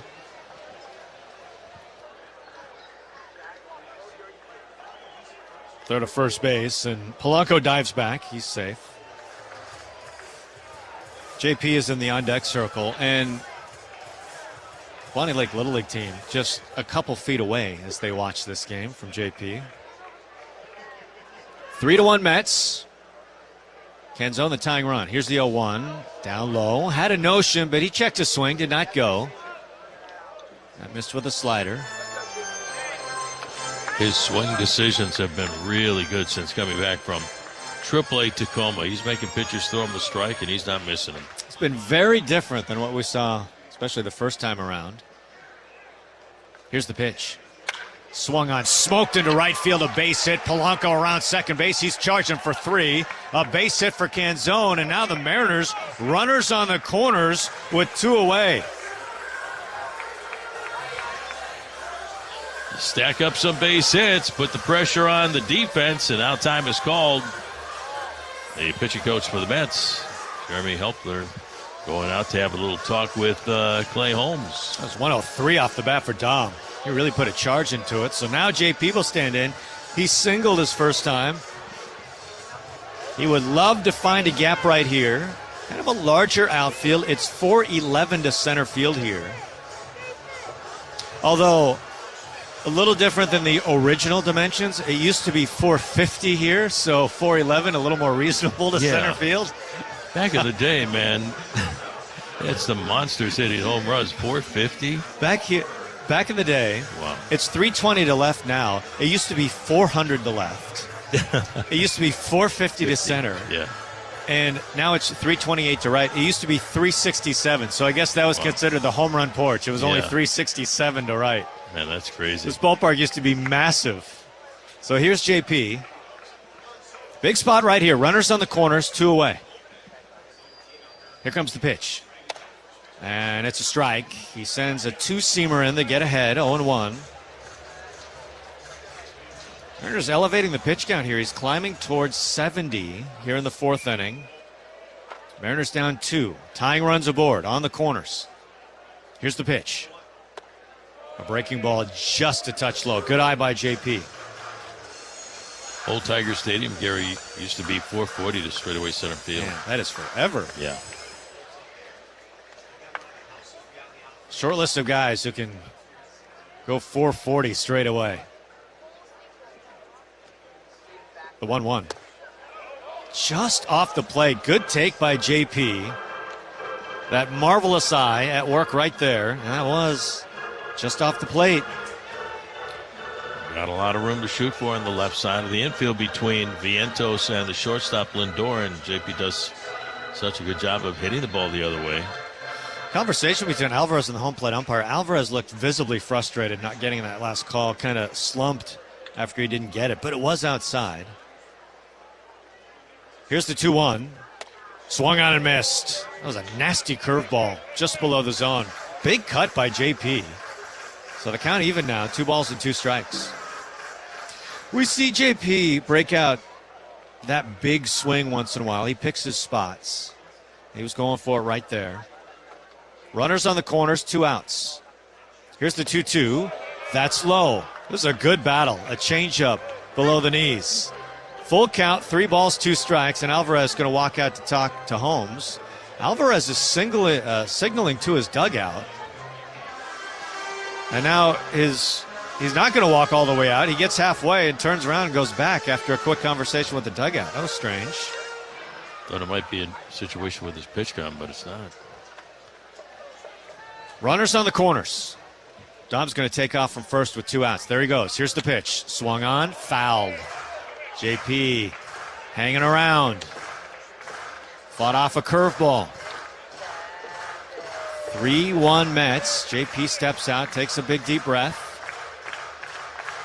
Steps back into the box, taps the plate a couple times. With his Rasta bat. Home set. Here comes the 3-2 on the way to JP. Upstairs, ball 4. They are loaded. Wonderful plate appearance for JP. He draws the walk. The Mariners have the bases loaded for Cole Young. Let's pause for station identification on the Global Credit Union Mariners Radio Network. Seattle Sports, KIRO AM Seattle, Cairo News Radio 97.3 FM, KIRO FM Tacoma, Seattle, and KIRO FM HD2 Tacoma. Your home for Sunday Mariners baseball. So Young here batting with the bases loaded. The pitch outside. That's a ball 1-0. Mets will start to get the bullpen going. It's Tyler Rogers getting loose. Mariners trailing 3-1, 4th inning, bases loaded. The pitch down low. 2 balls and no strikes. And one thing we've seen from Cole Young in his young career, he has had an excellent eye and a really good chase rate. It's all parallel with J.P. Crawford. And he takes the first 2 pitches here. Holmes missing with a couple of breaking balls, and if you're Cole Young, you're sitting on a fastball. 2 balls, no strikes. Bases jammed. Polanco at third. Canzone at second. J.P. at first. Here comes the 2-0 on the way to Cole. Inside, ball 3. 3 balls and no strikes. He misses with a heater at 96. And Cole Young in the driver's seat.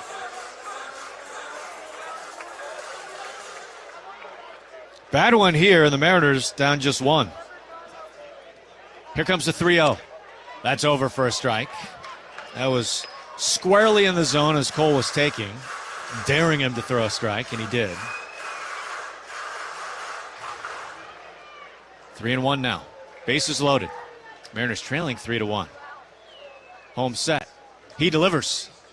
Swung on, popped up. Short center field. Lindor on the back pedal, calling for it. He wants it. He's waiting for it. He makes a 2-hand catch. And Mets and Holmes, they get out of it here in the 4th as the Mariners leave the bases loaded. They do get 1, but they wanted more. We head to the bottom of the 4th. It's 3-1 Mets on the Global Credit Union Mariners Radio Network. Add Home Street Bank to your lineup card this season. Whether you're starting a family, buying a home, or nurturing a growing... Interrumpimos este video para recordarte que puedes endulzar tu día con una dulcerapia de la lechera. Hey, it's a Lourdes Gurriel dog. That's a nice touch. Pena power. The perils of wearing earrings when you've got netting on the field. That young fan, not a Newt Bar fan. What a present for Mom. Oh, my goodness. Look at this guy. Uso, yeah, Jay Uso, yeah. Ended up just shot putting it. Block when there's nobody on base. There's a little debate. Perdomo and Kim watching the replay together. That's beautiful, isn't it? A snack that Freddie cannot resist. I would have to say chips and guacamole. Organic mango, yeah. Is that because of the strong Dominican contingent in the major leagues, bro? Has anybody ever struck out and gone crazy and smashed the cooler full of mangoes?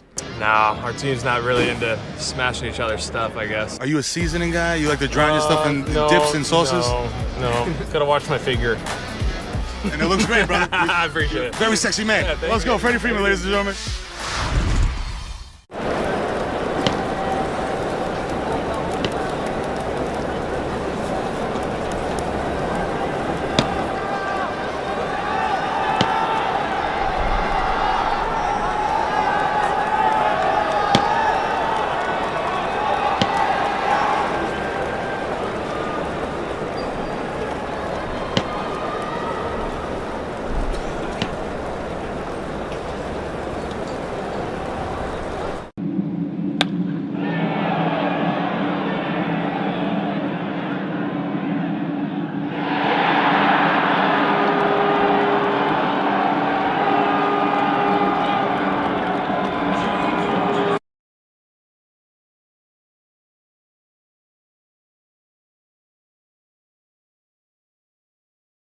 But he kept the Mets off the board in the third. That's the good news. Face Beatty here. It's the bottom three of the order. Beatty had an RBI single in that second inning. Kirby rocks and he deals. And he gets ahead with a strike. A slider on the edge, so he's ahead, 0-1.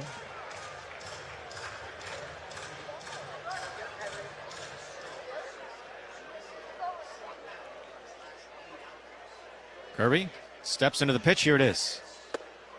And he bends the breaking ball down low for a ball.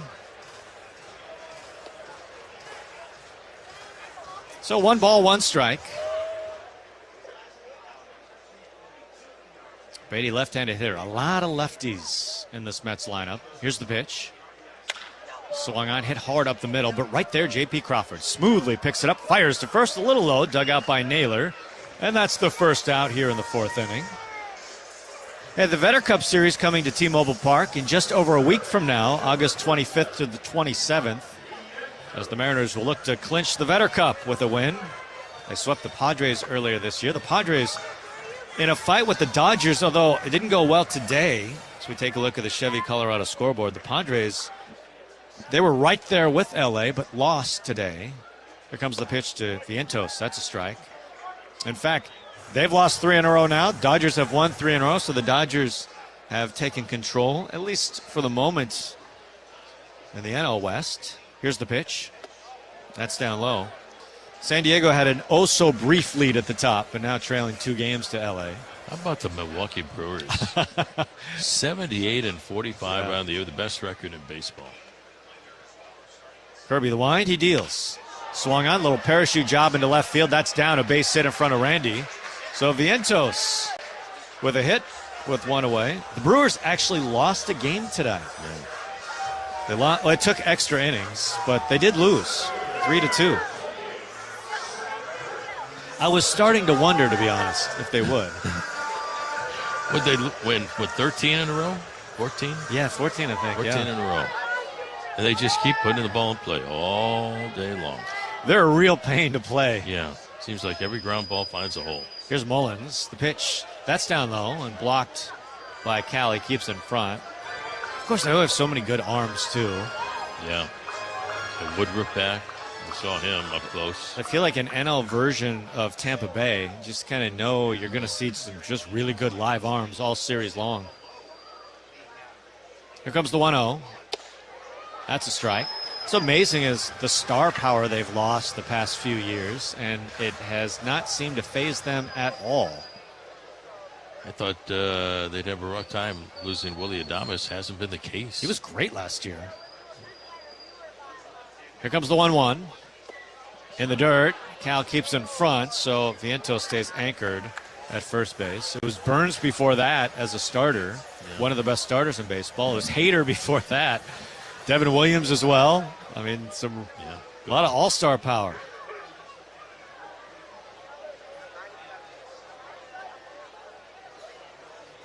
Kirby ready. Here's his pitch. Swung on, fouled away again. Just got a piece of a slider. So 2 balls, 2 strikes on Mullins. He's batting 9th, so Mariners, unless there's a double play here, will have to deal with Lindor next.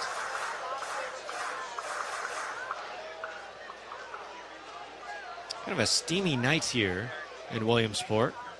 Temperatures in the mid-70s, but it feels a bit warmer because it's pretty muggy.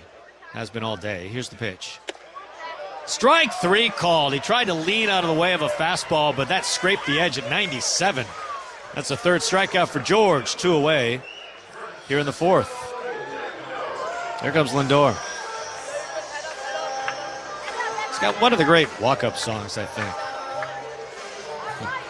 My Girl. It's great because at home, Mets fans just belt it out. Yeah. Even when it stops being played over the loudspeaker, they just keep going with it. Here comes the pitch to Lindor.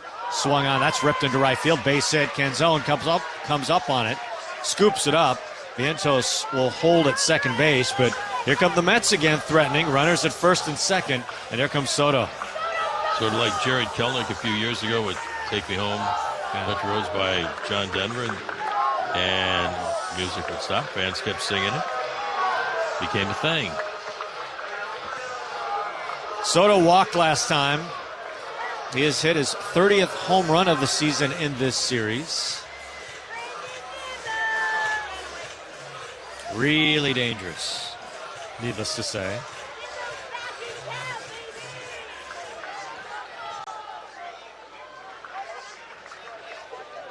Soto taps the plate. He has an orange and blue bat matching his uniform perfectly.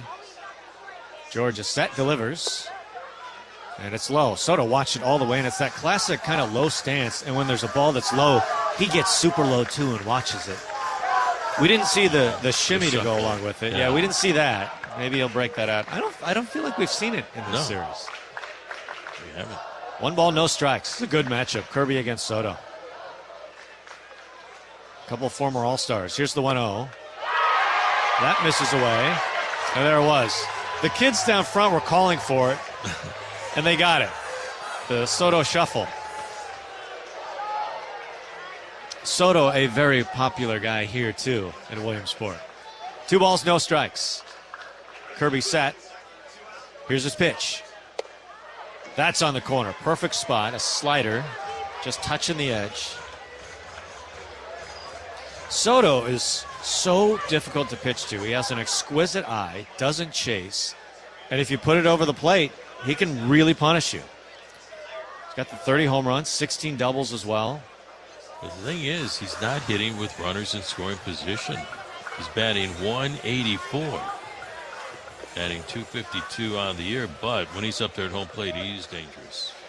You figure that will turn around. You hope that doesn't start tonight. Last game of the series with the Mets. He's up on that front toe with his lead leg. Here's the 2-1. In the dirt. Cal smothers it. Soto again thrilling the Little Leaguers right behind home plate. Did the Soto shuffle again. There's a kid right in the second row that watched Soto do that. I think that's the greatest thing he's ever seen in person in his life, judging by his face and the way he was clapping. Here comes the 3-1. Inside, ball 4, and they are loaded. Well, this is a big spot right here. The Mariners trailing 3-1. We're in the 4th inning. Bases loaded. Here's Nimmo. Mariners had the bases loaded last inning. Cole Young popped up to end the inning. Mariners got 1 last inning. Cal Raleigh had to talk to George. He's 66 pitches into his night. No one throwing yet for the Mariners. They're just kind of milling around and stretching. Looks like the Mets bullpen is quiet. We don't have the best views of either.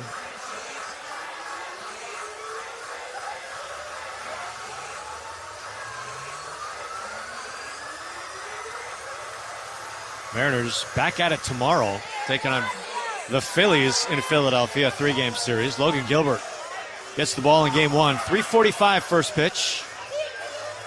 Looking forward to that matchup. And again, we talked about it in the series in New York, the first 2 games. When Cal goes out to the mound, he goes out there with a purpose and usually fixes something that's not going right. So here we go. Bases jammed. 2 outs. Nimmo 0 for 2 in the game. He's got 20 homers, 23 doubles on the season. Very underrated production the last number of years with the Mets. Long-time Met now. Here's the pitch. Swung on, broken bat, little looper behind the bag at shortstop. JP races over to make the catch to put it away, and that ends the threat here in the 4th inning. Looked like off the bat had a chance to get down. That would have scored at least 2. Instead of 0 on the board here in the 4th. We head to the 5th. Mariners still trail 3-1 on the Global Credit Union Mariners Radio Network. Toyota of Kirkland and Toyota Renton have your next.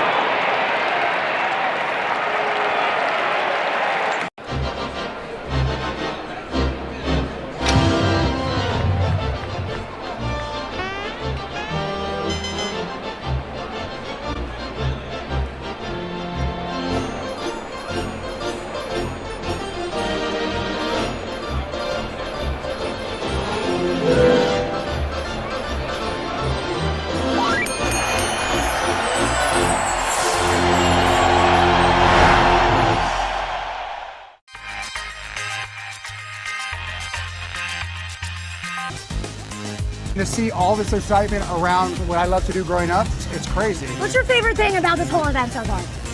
The fusion of sports, entertainment, and cards. That's awesome. Because to me, cards have always been entertainment, and they're getting their just dessert now.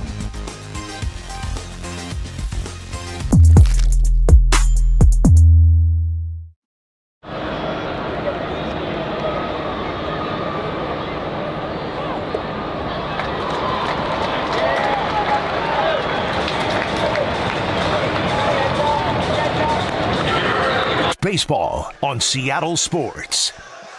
Well, our home street bank score, it's the Mets 3 and the Mariners 1 as we go to the top half of the 5th inning. Welcome back to Bowman Field here in Williamsport, Pennsylvania, the Little League Classic game. 2 big league clubs come here every year during the course of the Little League World Series. Man, it's been fun today visiting with all the kids. Randy Rosarena leading off the top of the 5th inning. Clay Holmes is ready. Big right-hander, fires away, swing and a miss by Randy. 0-1, his first pitch of the game, conked right in the helmet. Randy, fortunately, was all right.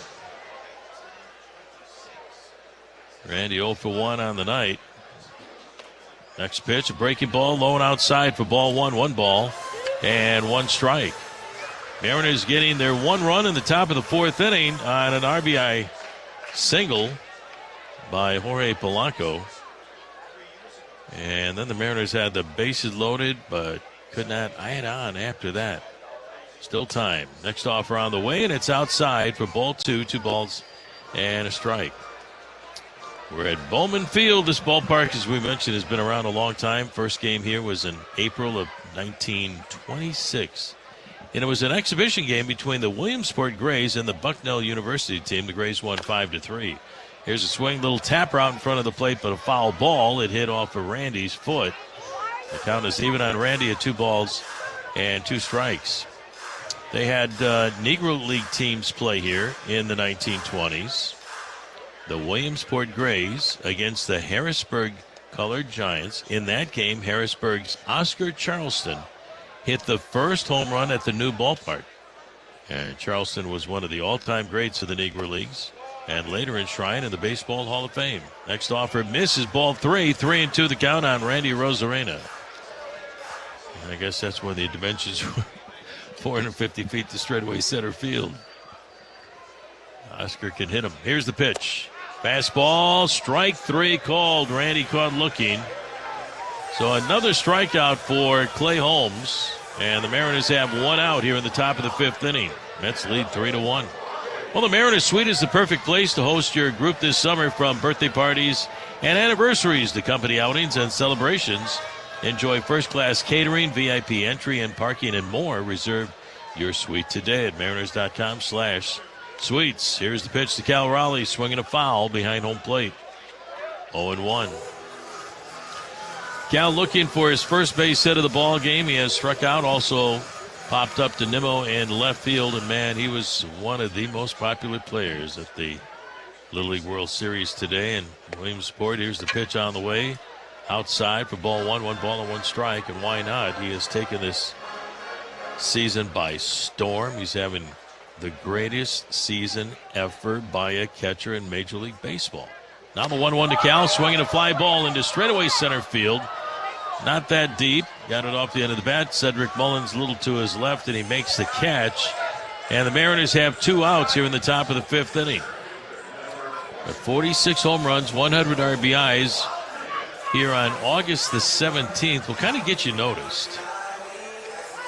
And right now he has moved by some of the great catchers in baseball history on the home run list in a single season. Right now the only guy in front of him is Salvador Perez with 48 home runs with Kansas City 4 years ago. Here's Julio. First pitch, a breaking ball high and inside as Julio ducks away from ball 1.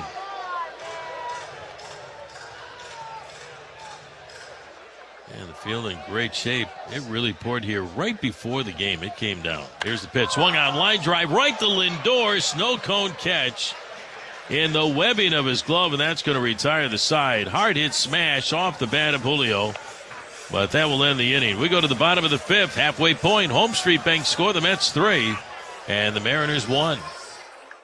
Hi, Mariners fans. This is Dan Wilson for Virginia Mason Franciscan Health, reminding you to get your colorectal cancer screening. Colorectal cancer is the 3rd leading cause of cancer-related deaths. Interrumpimos este video para recordarte que puedes endulzar tu día con una dulcerapia de la lechera. We play in Toronto. Guerrero sends over some good stuff for the guys, so when we play in Toronto, I definitely dive into that. You gotta be careful with Vladdy, bro, because a Dominican breakfast will put you to sleep, bro. ¿Cómo está sonando la comida dominicana ya? La comida dominicana ya no sé cómo está sonando, porque obviamente mi esposa me cocina. O sea, hay restaurantes, pero no voy a comer comida latina.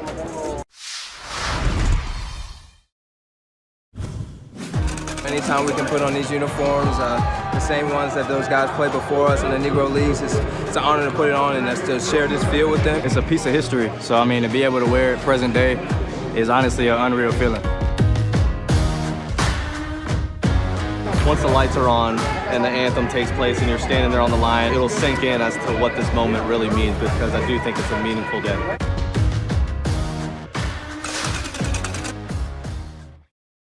You know, we like to stay on topic here, but Squirrel. What? Where? Squirrel. Where? Oh, no. How about that? That went right up into the batter's eye, into the camera position. How about that? Whoa, that one will fall into the White Sox dugout. Well, it looks like he's still aggravated about being traded away. She's so excited she just threw it back. That was off the ledge, too. We can't get that down. How do you get out, though? That's the problem. There's no exit.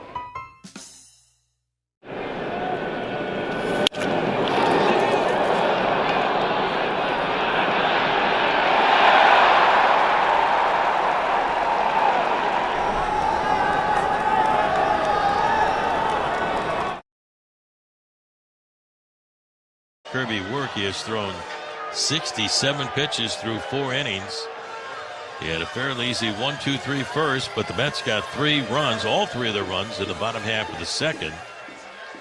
And George worked out of a jam after that and worked out of another jam in the 3rd and the 4th. As the Mets left the bases loaded, here's the pitch to Alonso, swing and a miss. And the count is 0-1. Alonso's been aboard a couple of times with a single and a walk. Pete Alonso, the all-time home run king in Met history, surpassing Darryl Strawberry. Next pitch, fastball for a strike. Right away, the count 0-2. Kirby going right after Pete Alonso. For Pete, his 3rd 100 RBI season. The windup and the 0-2 pitch. bounces in for ball one. 1 ball and 2 strikes. We're going to be in Philadelphia tomorrow night, taking on the Phillies. Logan Gilbert will get the start in game 1. We'll see you on the radio at 2:30 for the pregame show. George wiggle waggle of that glove, the windup and the 1-2 pitch. Swing and a miss to the fastball, strike 3. High heater, and that is strikeout number 4 for Kirby. 1 away for the Mets. Say, friends, when considering a Volvo, people should come to Sandberg Volvo Cars in Linwood to experience the Sandberg difference. The only Excellence Award winner and family-owned and operated Volvo dealership in the Northwest.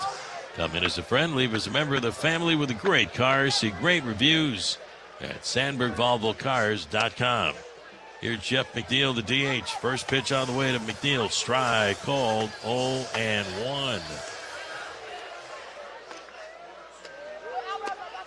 Close at third base. Off the line is Suarez. The pitch. McNeil takes low and inside. Ball 1, 1 ball, and 1 strike. The New York Mets, an expansion ball club way back in 1962. They had some characters on that team. Marvelous Marv Throneberry. Casey Stengel was their manager. Next offer, breaking ball, misses outside for ball 2. 2 balls and a strike. Gil Hodges was at the end of his playing career. Played for the Mets. Later on in his career, managed the Mets. The windup and the 2-1 pitch is down low for ball 3. 3 balls and a strike. The Mets hired Casey Stengel as their first manager in 1962. They lost 120 games that year. The record was broken last year by the White Sox. 3-1. Swinging a line shot into center field. A base hit for McNeil. Up with the ball as Julio gets a throw in. So 1 on and 1 away for the Mets here in the bottom of the 5th inning. George has had to deal with traffic in every inning so far. He's dealt with a lot of hits. Just 1 double. They both have been just paper cuts, and outside of the 2nd inning, he's dealt with it really well. Yeah, 4 consecutive hits that led to a 3-run bottom half of the 2nd. 2 on in the 3rd, and like we said earlier, Mets left the bases loaded in the 4th. Here's Alvarez. The pitch to him is a good breaking ball for a strike on the inside corner, and George had Alvarez backing away from home plate. That was a beauty. 0-1 the count on Francisco Alvarez, who doubled and scored a run. Knocked in a run in the 2nd. McNeil on at first. The pitch swung on, fouled away behind home plate. It sure looks like the ball's going to get to you, but we're pretty well protected with the netting behind home plate and above the netting that goes straight up behind home plate that reaches up to the press box. Not the press box, but the roof, rather.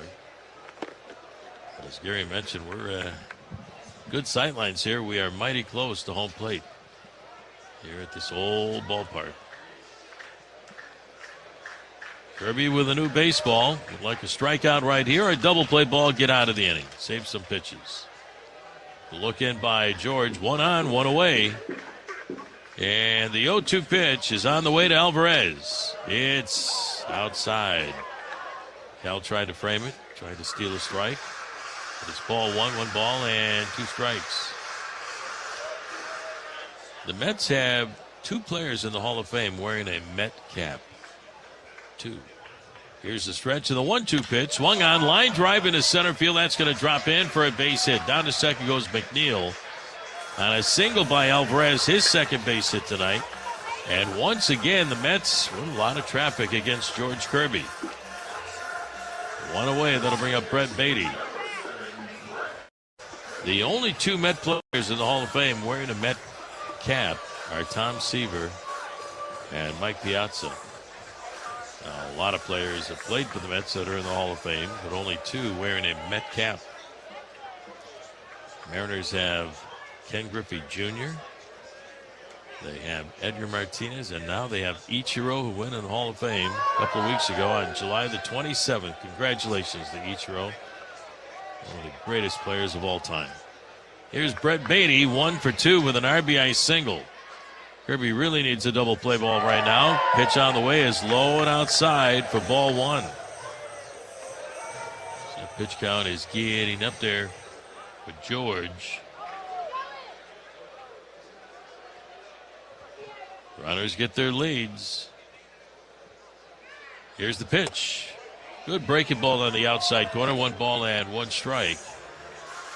And Kirby's at 82 pitches with just 1 out here in the bottom of the 5th inning. Gary, that's not George.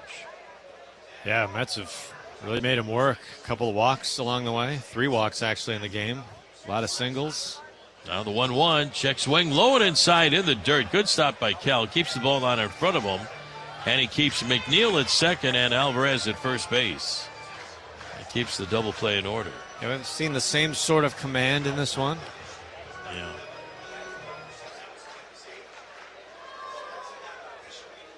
Good job by Cal Raleigh to keep the runners right where they're at. And give George a chance to throw a double play ball. Kirby looks in, has a sign from Cal. Runners get their leads, and the 2-1 pitch. Strike on the outside corner, 2-2. Beatty not too happy with home plate umpire Nate Tomlinson, but it was right there. Mark Vientos is due up next.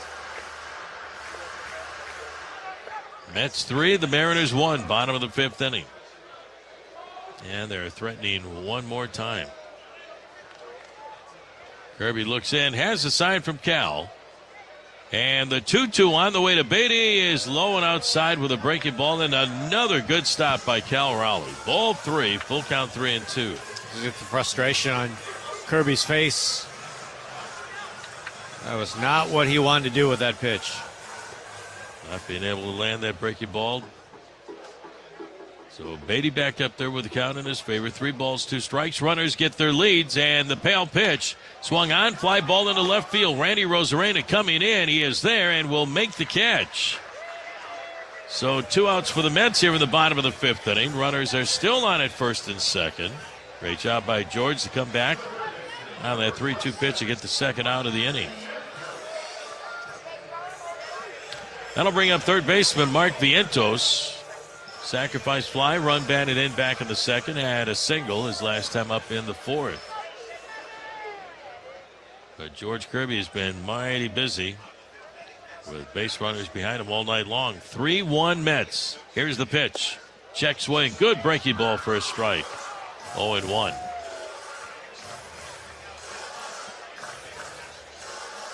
And the Mariners ran into a kid in yesterday's ball game at Citi Field who made his major league debut, Nolan McLean. And he pitched the beauty, 5 1/3 innings.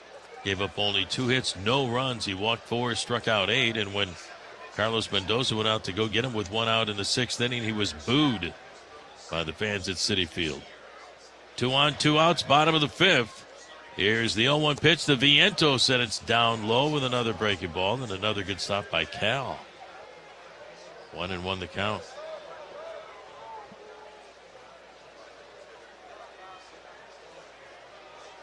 McNeil on at second. Alvarez, the runner, at first base. 2 outs. George ready. Here's the stretch. And the right-hander's 1-1 pitch. Swinging a fly ball into right field. Canzone going back to the 1-8 track, to the wall, and this one is gone. Goodbye, baseball. Mark Vientos with an opposite field home run. That ball just kept going and going and going. A 2-out, 3-run home run, and the Mets now lead 6-1. For Vientos, his 8th home run of the season.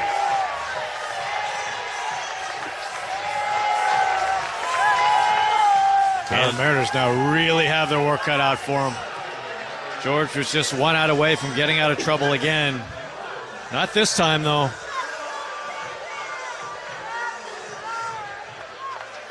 So the Mets have been scoring in 3s, 3 in the 2nd, 3 here in the 5th. 6-1 they lead. Here's Cedric Mullins, 2 outs.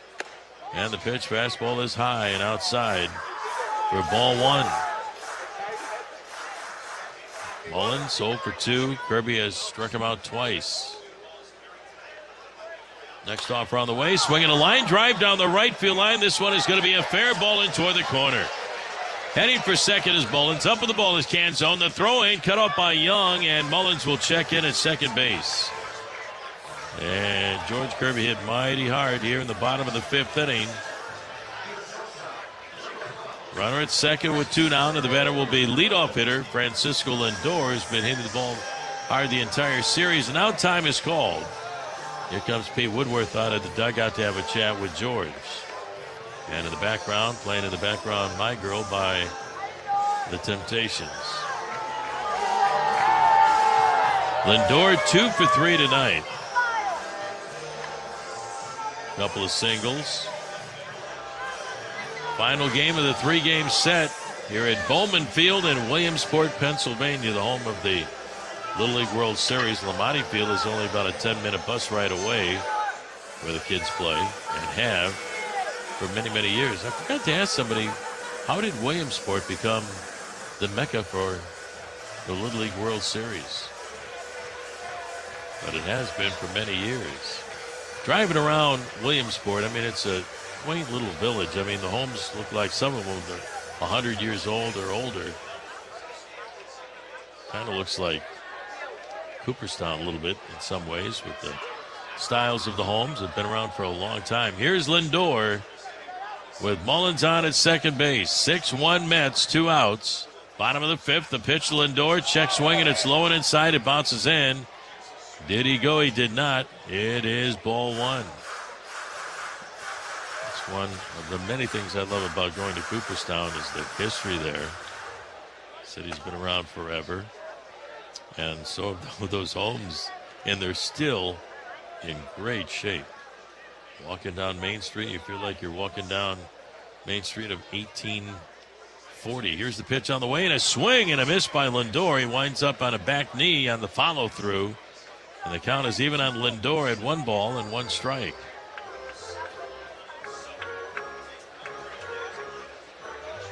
Kirby trying to get that final out here in the bottom of the 5th inning. Pitch count up to 93. This is going to be George's last inning. Mets have really made him work. 6-1 Mets. Here's the stretch. Kirby look back, and the 1-1 on the way to Lindor, and it's outside with another breaking ball. Ball 2, 2 balls and a strike. Lindor hitting .255, 24 home runs, 70 runs batted in. Every time up, he's hit the ball hard in this series. Now the stretch and the 2-1 pitch. Swing and a miss at a good breaking ball down and in. And the count goes to 2 balls and 2 strikes.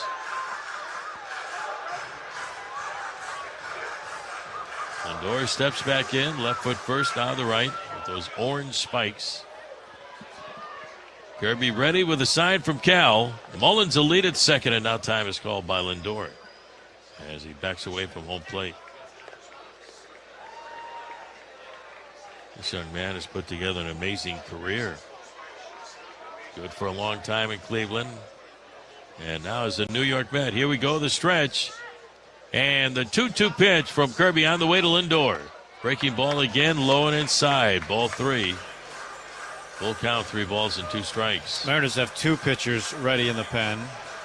Saucedo, the lefty. Bizzardo, the righty. This could be it for George. Last batter either way. Yeah, you got Soto up next. Left-handed bat. Now the stretch and the 3-2 pitch swung on, hit high in the air, deep to right center field. Julio and Dom going backhand zone is there. Julio takes over and it drops in between both of them. Somebody had a chance for it. Here comes Mullins rounding third. He will score. Lindor in at second base with a double. The Mets tack on another run and now lead it 7-1. Canzone to his right, Julio to his left. And I believe somebody had a shot to get that ball that ended up dropping right in between Julio and Canzone. Yeah, it's a play that should have been made. Now time is called. Here comes skipper Dan Wilson out of the dugout. That's going to be it for Kirby tonight. 7-1. The Mets lead, and Danny going to the bullpen. So don't go away. We'll be back after this timeout. All right, I've trained for this. I'm ready to face endless negotiations. Wait, what's that? It's your friendly Valley GMC team. Is that stress on your shoulders? Shh, relax into stress-free car shopping. With Valley GMC, you'll find the perfect car at the right price. The one that fits your dreams, like warm, comfy slippers with Bluetooth and built-in GPS. Visit and whenever you need help, 24/7, 365 days a year. Learn more at globalcu.org. Global Credit Union, proud partners of Seattle Mariners Radio. Hundreds of beautiful rooms and suites, rooftop dining at Smoke and Cedar, and the best gaming in the Northwest. All waiting for you at Muckleshoot Casino Resort. Muckleshoot. This game is really taking a turn here in the fifth. Mets with a 4 spot. Taylor Saucedo will take over on the pen. Out of the pen, Lindor at second base. Saucedo trying to end things here in the fifth. And he has to face Juan Soto with 2 outs and Lindor on at second base. The stretch by Taylor delivers, swinging a ground ball right side. Off to his right is Naylor. He's got an underhand toss to Taylor at the bag, and it's in time to get Soto, and that will finally retire the side. 1 pitch to get that final out, but the Mets add 4 more. We go to the top of the 6th inning. Home Street Bank score. It's now the Mets 7 and the Mariners 1. Keep your summer fun going in a new Toyota RAV4, America's best-selling SUV.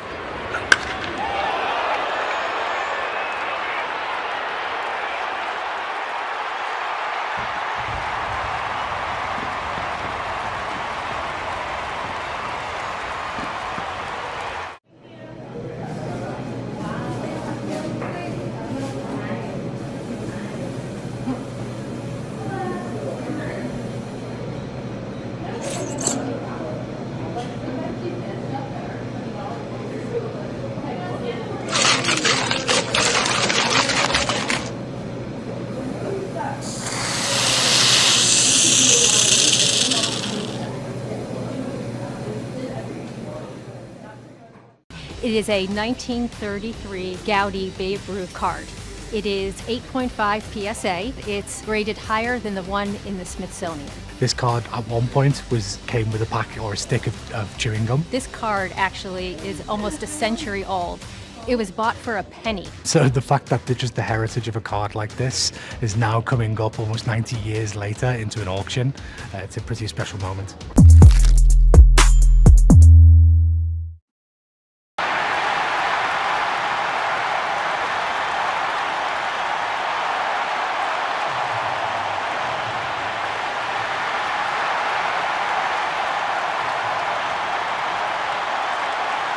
In control of this one, 7-1 as we go to the 6th inning. So the Mariners some work to do. They'll face a new pitcher. Brooks Raley will take over on the hill. The veteran lefty.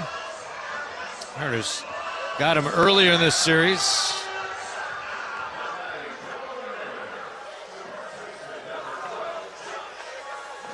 They'll try and do that again here.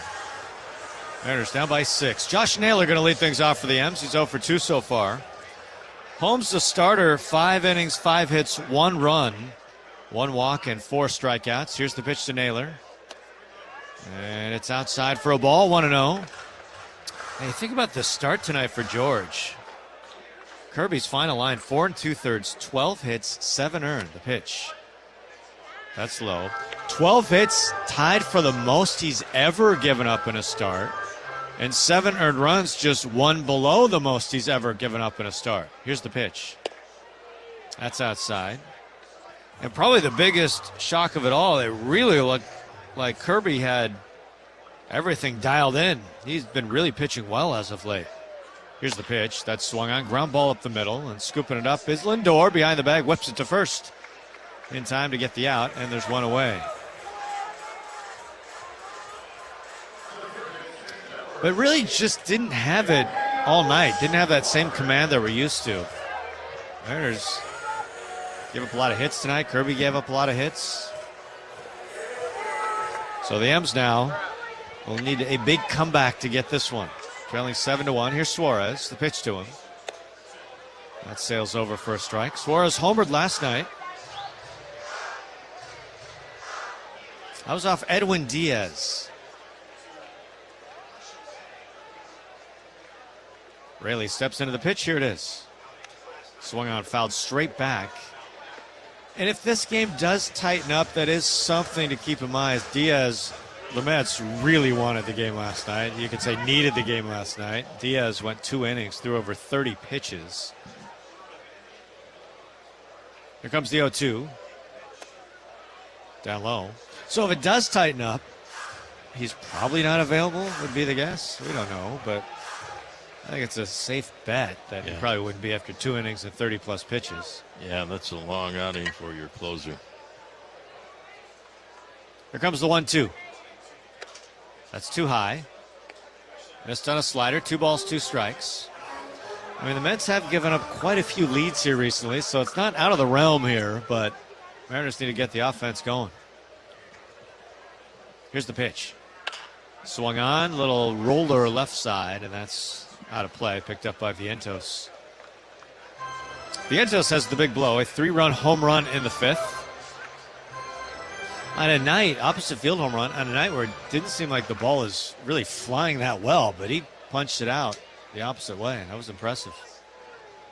The 2-2, swing and a miss. That was a fastball right by him, and there's 2 away. You're with us inside the Western Washington Toyota radio booth. Winner of this game takes this series, as Polanco will stand in.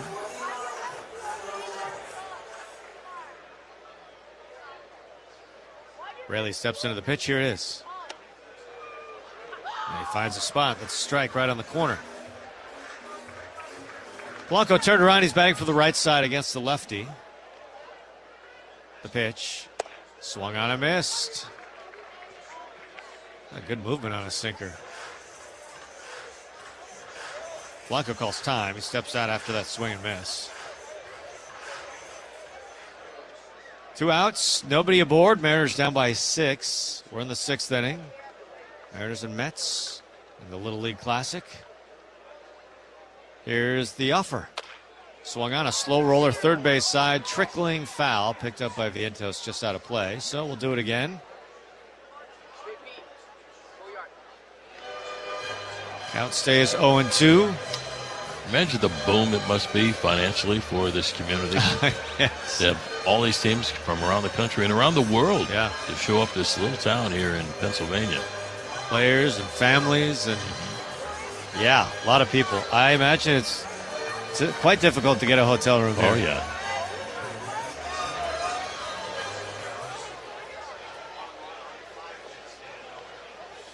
So Polanco back in there from the right side. Here comes the pitch. Not close. That sails outside. I heard Tim Heavily talking. They were thinking about, sending George Kirby here early, from New York to be here ready for this game, and if there were only 3 rooms available. The 1-2 is swung on. That's roped into left field. Down. It's a hit. It's going to the wall. Polanco around first base. He's charging into second. He has a double. So Polanco, his second hit of the night. He's 2 for 3. Mariners are runner in scoring position. Mariners have had some chances tonight. They've had some traffic, especially in the 4th inning. That was the inning they got their run, but they left the bases loaded that inning. Here's Canzone. He got a hit in that inning. See if the Mariners can at least start to chip away. Staring at a 6-run deficit. Tough matchup for Canzone. Lefty on lefty here. The pitch. That's inside, although Canzone has truly been an everyday outfielder for the Mariners. He has not been a platoon guy for sure. He has been drawing starts and plenty of plate appearances against lefties.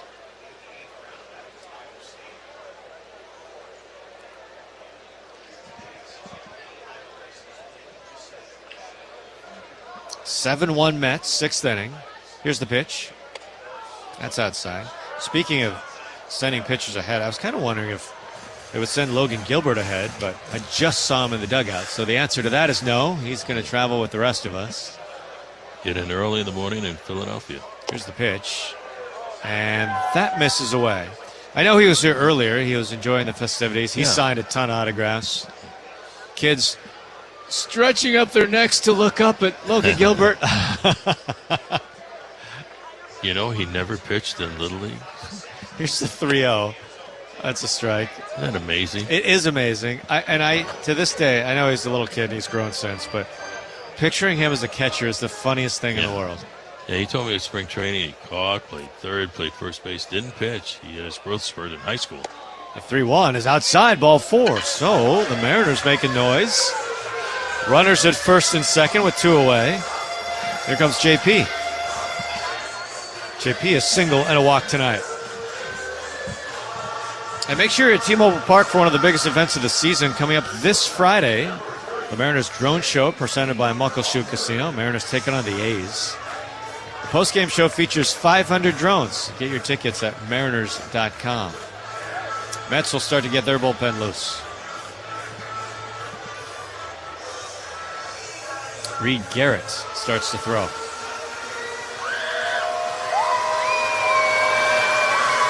I mean, we've mentioned it. Mets bullpen has coughed up a lot of leads lately. This would be a big one to cough up, but the time to start coming back is right now with runners at first and second. They've done it. You know, if JP can keep the line moving, get a run, Cole Young after him, Randy after him. Here comes the pitch. Swung on, little looper, short left field, backpedaling. Vientos makes the catch, and that's it for the Mariners in the 6th. So they threaten again, but again turned away, leave a couple of runners aboard. We go to the bottom of the inning. Mets with the lead at 7-1 on the Global Credit Union Mariners Radio Network. At Fred Meyer, you never compromise. What is it about baseball cards that make them so special? Why do you enjoy doing that? Well, the biggest thing is I started collecting when I was a kid. O-Pee-Chee. It was a Canadian hockey league, and then the Canadian football. But I didn't start in the U.S. until I had signed professionally as a ball player. And when I got my first rookie card, and I've got it here with me. Let's take a peek at that. 1956 with Billy Sorrell.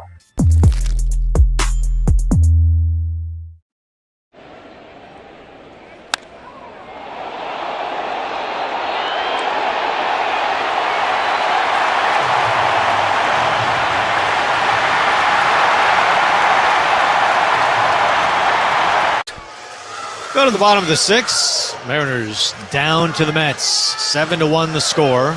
Brandon Nimmo going to lead things off against Saucedo still on. He got the final out of the 5th inning for the Mariners. That call to the bullpen and helping hand brought to you by Seattle's Union Gospel Mission. Where they're helping men, women, and children break the cycle of homelessness and start new lives. We're at Bowman Field, historic Bowman Field here. Saucedo, here comes his first pitch. And he slings it a little wide for a ball, 1-0. Depending on where you look, this is considered the second oldest minor league ballpark in the country. Opened in 1926. Here's the pitch. Swung on, fouled away. As you can imagine, there's been a ton of history here through the years. There was a moment that really drew my attention. 1987, there was a Double-A team playing here at this ballpark. Here's the pitch, and that's down low. And it was the Williamsport team here was not very good. They were towards the bottom of the standings in the Eastern League in Double-A. And they had a backup catcher named Dave Bresnahan catching. Here's the pitch. Swung on, fouls it straight back on a sweeper. Relative of Roger? Actually, yes. Yes. He came up with the first catcher's equipment, I think. Yeah. And so he wasn't a very good hitting catcher. He's batting like $1 something. It's sort of the end of the season. Last weekend. Here's the pitch. Swung on and missed. Saucedo gets the strikeout. So there's one away. His teammates want to have a little fun in a game. And so they hatched this plan. And they had to wait till there was a runner on third base. So they're late in the game. There's a runner at third. And so their signal was he would tell the umpire that there's something wrong with my glove, and he'd run to the dugout and get a new glove. New catcher's mitt. Here's Pete Alonso, 1 out. Nobody aboard. Here's the pitch. And that's a strike. Now, beforehand, he had peeled a potato. And so he snuck the potato into his new catcher's mitt. Here comes the pitch. That's down low. And so on the first pitch to him, he received the pitch, and then what he did was threw the potato to his third baseman, but purposely threw it over his third baseman into left field. Here comes the pitch, swung on and missed. So the runner at third immediately thought the ball's in left field, comes running home. Meanwhile, Bresnahan is holding the ball and just tags him and then just jogs to the dugout.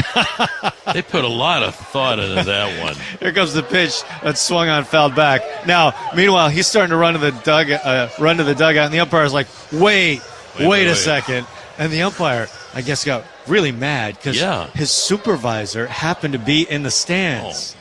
Here comes the pitch. That's low.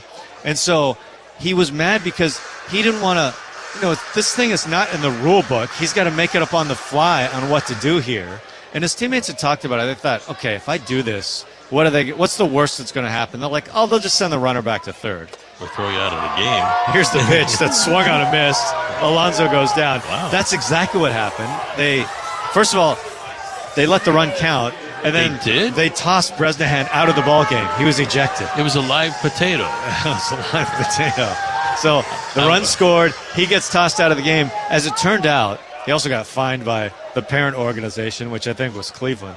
As it turned out, it was his final game as a pro. Here's the pitch to McNeil, and that's a strike. He did get some offers the next season, but he was at the point of his career anyway where he was like, I should go do something else. And that's what he did. Potatoes in the kitchen or something. Here's the pitch. Swung on and missed. 7-1 Mets, sixth inning. Never heard of that one. That's a beauty. Now, I had read somewhere, I couldn't verify it, that the team actually retired his number, but I couldn't verify that. I'd like to think that's true. I wonder if they saved the potato. The infamous potato. The ball is saved. Here comes the 0-2. That's down low. Does not go. You can find the ball somewhere. It's in some museum somewhere. I know that doesn't help, but I guess with the people that we're talking to right now, they're nowhere close to that museum because it's somewhere here in the Midwest. So it's actually the hidden ball trick. Yeah, it's serious hidden ball trick. Boiled down to. Yeah. Here's the 1-2. Swung on a slow roller right side. Charging Naylor has it. Just steps on the bag. That's the out. So Saucedo goes 1-2-3. He's retired all four he has seen. We head to the seventh inning. Mariners trailing 7-1 on the Global Credit Union Mariners Radio Network.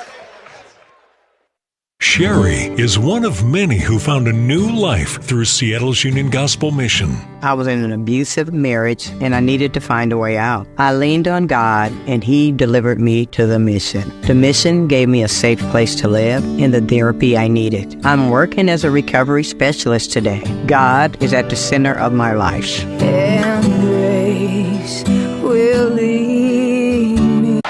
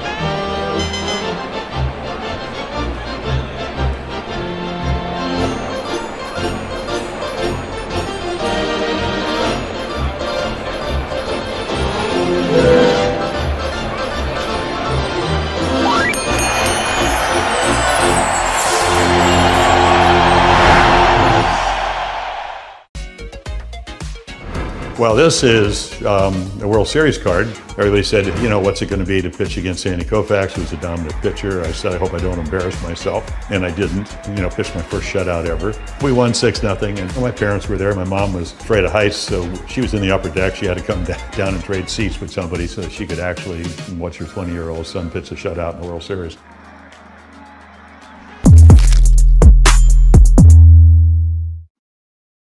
Are involved. Probably need to look into that a little bit one way or the other. Unfortunately, they've had 3 of them on this trip as well. And there could be more. You mentioned the humidity could be a possibility. We've heard in the Baltimore series, every starter said something about it affecting different pitches and different grips, and that very well could have been something tonight. It is still very humid and still very warm at this time. Here's the pitch to Cole Young. That's a strike over the corner. It feels very humid out.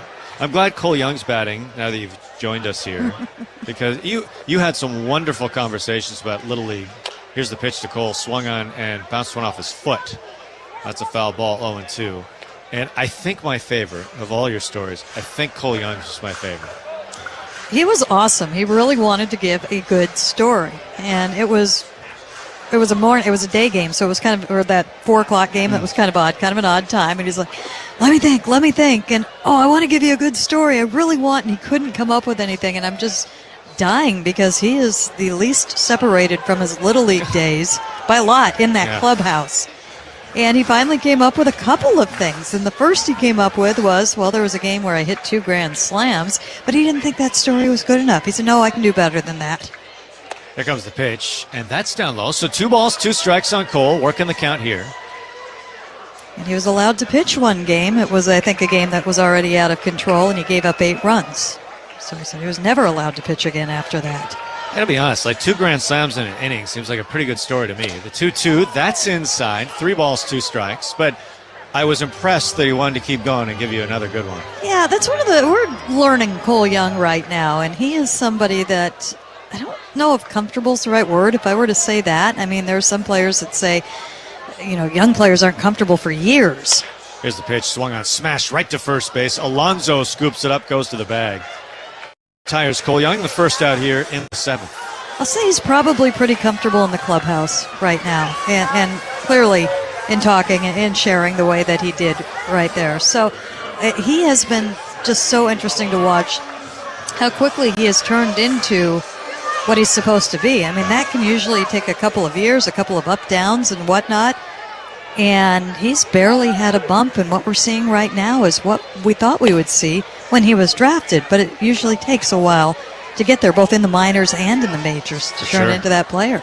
Pitch to Arozarena is inside. Arozarena has gone back to the orange batting gloves and the pencil bat. Here's the pitch to him. Swung on, popped up out of play. I also thought the context of the Cole Young story is funny, too. If you remember, when he was 10, he won a hit, run, and pitch competition at Target Field as a 10-year-old, which feels like that's what we're talking about here. Here's the pitch. That's down low. And one of the prizes was shagging fly balls at Home Run Derby at Target Field for the All-Star game, which is pretty remarkable.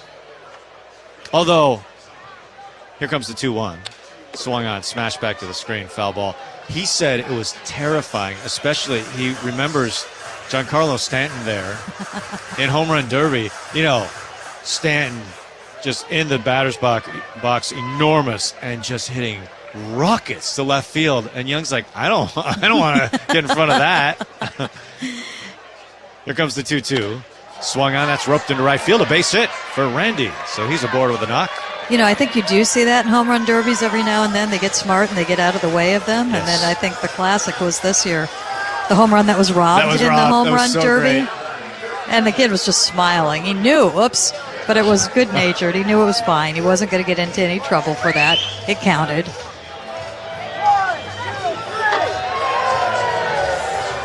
So Randy at first base. There's one out. We're in the 7th inning. Here's Cal Raleigh.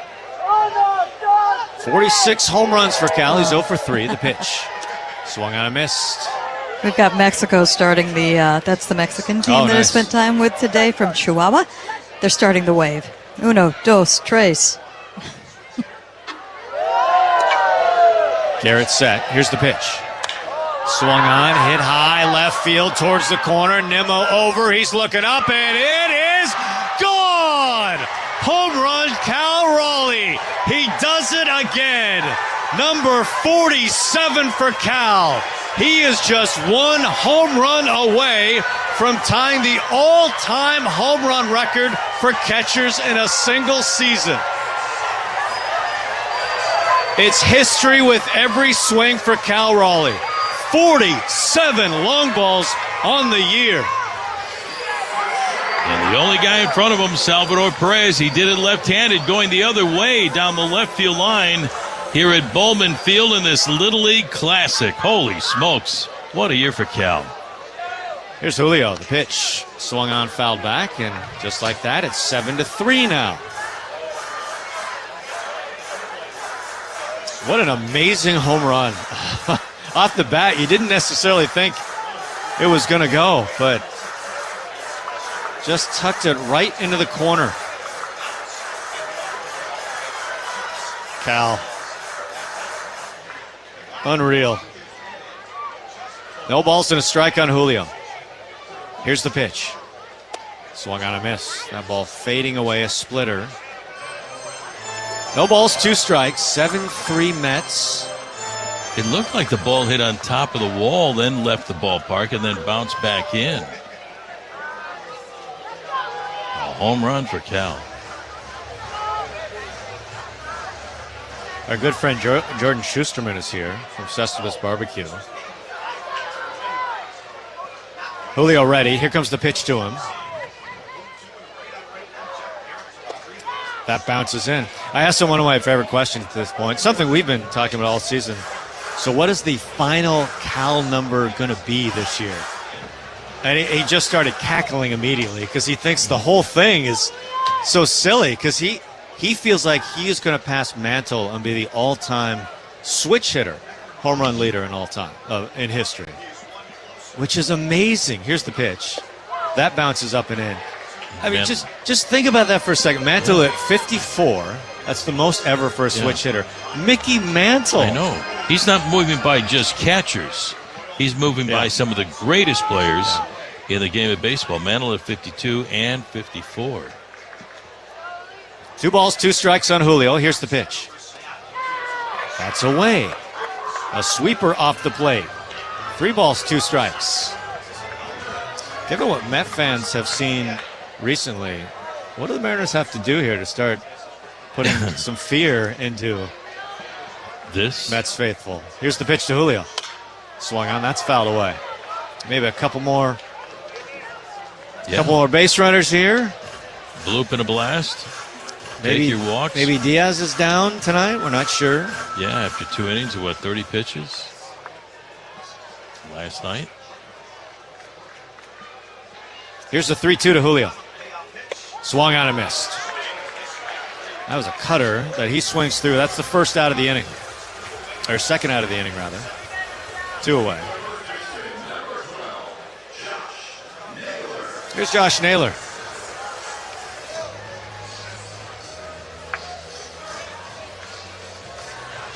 Naylor 0 for 3. Mariners trailing 7-3. Cal is homered again. Number 47. Here's the pitch. Swung on, fouled away. Cal is number 3 in terms of switch hitter homers. Mantle had 54. Mantle also had 52. So he's looking up at just Mantle. In Mariners history, there's only one Mariner who's hit more home runs in a season. That's Ken Griffey Jr. He did it 4 different times, but he's just looking up at Jr. Here comes the pitch. Swung on, skied to short center field. On the back pedal, Lindor dances with those orange shoes. He's behind the bag there, dropped it, but apparently had it long enough to be considered a catch. And that's it for the Mariners here in the 7th. We go to the bottom of the 7th. Mariners get a couple on Cal Raleigh's home run. We'll come back with more right after this on the Global Credit Union Mariners Radio Network.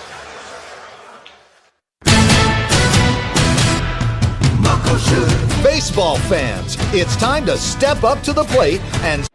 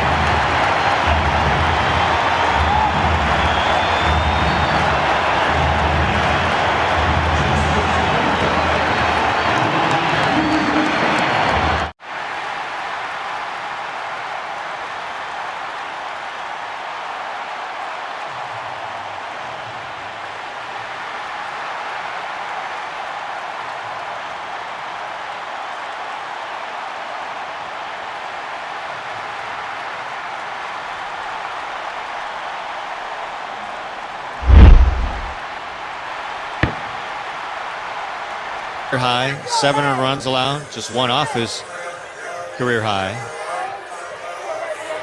Mariners trying to fight back. Cal Raleigh just thrilled the Little Leaguers here with a 2-run home run. They came to see Big Dumper hit a homer, and that's what they saw. Time taken before the first pitch by Saucedo to Alvarez.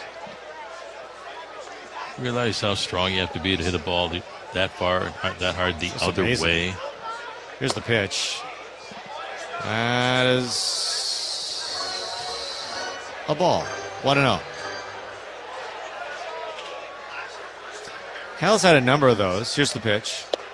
That's a strike. Where he's just gone down and just kind of, with how strong he is, poked it. Like a little off balance, but still, it does not matter. Here's the pitch. Swung on. That was stroked to right field. Canzone racing back. He's at the wall. He's looking up, and that slams off the wall. Canzone scoops it up. He throws to second base. One hop. Here's the tag at second. Not in time. Alvarez in there with a double. That was close. Nicely played by Canzone. So, leadoff man on second base as we pause for station identification on the Global Credit Union Mariners Radio Network. Seattle Sports, KIRO AM Seattle, Cairo News Radio 97.3 FM, KIRO FM Tacoma, Seattle, and KIRO FM HD2 Tacoma. Your home for Sunday Mariners baseball.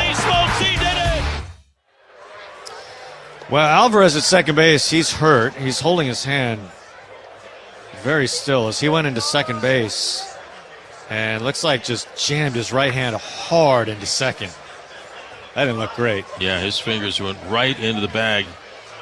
Right hand reaching forward, pulled back his left hand. And, man, what a great throw by Dom Canzone. He played the ball perfectly off the wall. Got it into JP on one hop, but Alvarez is really hurting right now. That's tough when you're a catcher. It's tough when you're anybody, but especially a catcher. This would be a big loss for the Mets if he were injured. Alvarez had a tough start to the season, was sent down for about a month, but he's been really good since coming back. And he's had a great night tonight. 2 doubles, a single. He has 3 hits. Remember a couple years ago, he was really young. I mean, he's still only 23, but he came up a couple years ago. He hit 21 home runs in his first season as a young catcher, which is not easy to do. He's going to stay in. Yeah. It's his throwing hand, so I'm sure the Mariners have noted that if they get some traffic on moving forward. He's trying to still get some feeling in his right hand. Having a rough time trying to open and close his hand. He just did what I think all of us do when we hurt like our thumb or finger. He compared it to the other one to take a look at, okay, what's the difference between the two? Look the same. Oh, one's twice the size as the other. That's no good. Yeah. So here's Beatty. Alvarez at second base, still holding his hand.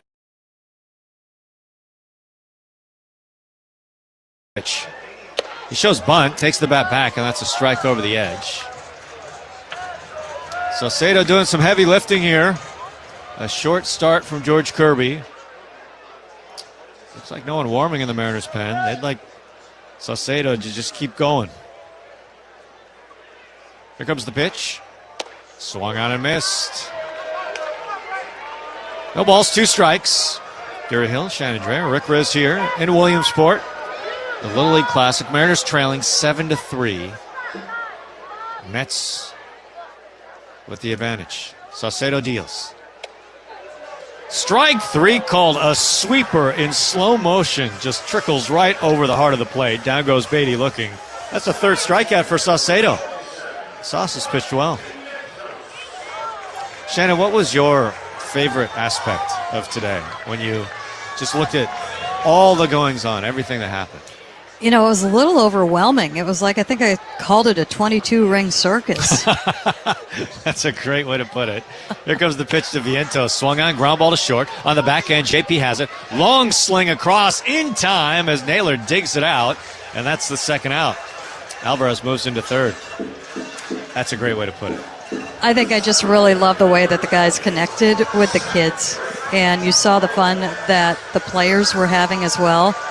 Randy Arozarena just absolutely cracked me up because you know he loves putting on the show for fans wherever he goes. He was the last one on the bus. We literally had to hold the bus for a couple of minutes because he was going to sign all the way down the hill. Pitch to Mullins is a strike. 0-1. And he just looks like he enjoys it so much. Yeah. He took a lot of pictures with Little Leaguers today, which was so fun to see. He spent the time with the Little Leaguers that were looking down at from the Mexican team down there, and said very confidently that they would all be playing on teams with each other for a long, long time. That pitch is outside. 1 ball, 1 strike. He especially appreciated the Little Leaguers that did his signature pose to him. That was fun to see. Here's the 1-1. Swung on, tapped, foul. It's in the Mets dugout. So 1 ball, 2 strikes. 7-3 Mets. We're in the 7th inning. And then the chance just to get to appreciate the stardom and the superstardom of both Cal Raleigh and Julio Rodriguez. Here's the pitch that swung on, fouled harder towards the Mets dugout this time. Yeah. I mean, it did feel to me, I think we knew this with the home run derby, that Cal has transcended to a different level, to true superstardom. That was really rammed home here as the moment he stepped off the bus and walking up the hill, just all the attention, everyone yelling his name, and every Little Leaguer wanted his picture and an autograph. Here's the pitch. That's outside. The kind of reaction that's reserved for the true superstars of the game. That's what Cal they were got. mobbed. They were absolutely mobbed. He had the attention of a rock star. Yeah. Coming off that bus and walking along, visiting with the kids. Here comes the 2-2. Swung on, hit high, deep right field. Canzone circles under it. Now just in front of the track. He's got space. One-hand catch. And that's it for the Mets here in the 7th. Good work by Saucedo. He's gone 2 1/3 scoreless. So we head to the 8th. Mariners, some work to do. They trail 7-3 on the Global Credit Union Mariners Radio Network. Tom Glasgow here for the Sun. So this is MLB Network Talent Stars. Okay. The stars of MLB Network. Can I trade a pack of these for a signed Lawrence Shahadi card? How about we do a little bit of both? Money, a little trade. Will you open it up and see if you like it? They're really nice. If I sign it, does that equal the Lawrence Shahadi 20? All right. Do we have a good trade? We have a good trade. Thank you so much. That was fun. Nice doing business with you.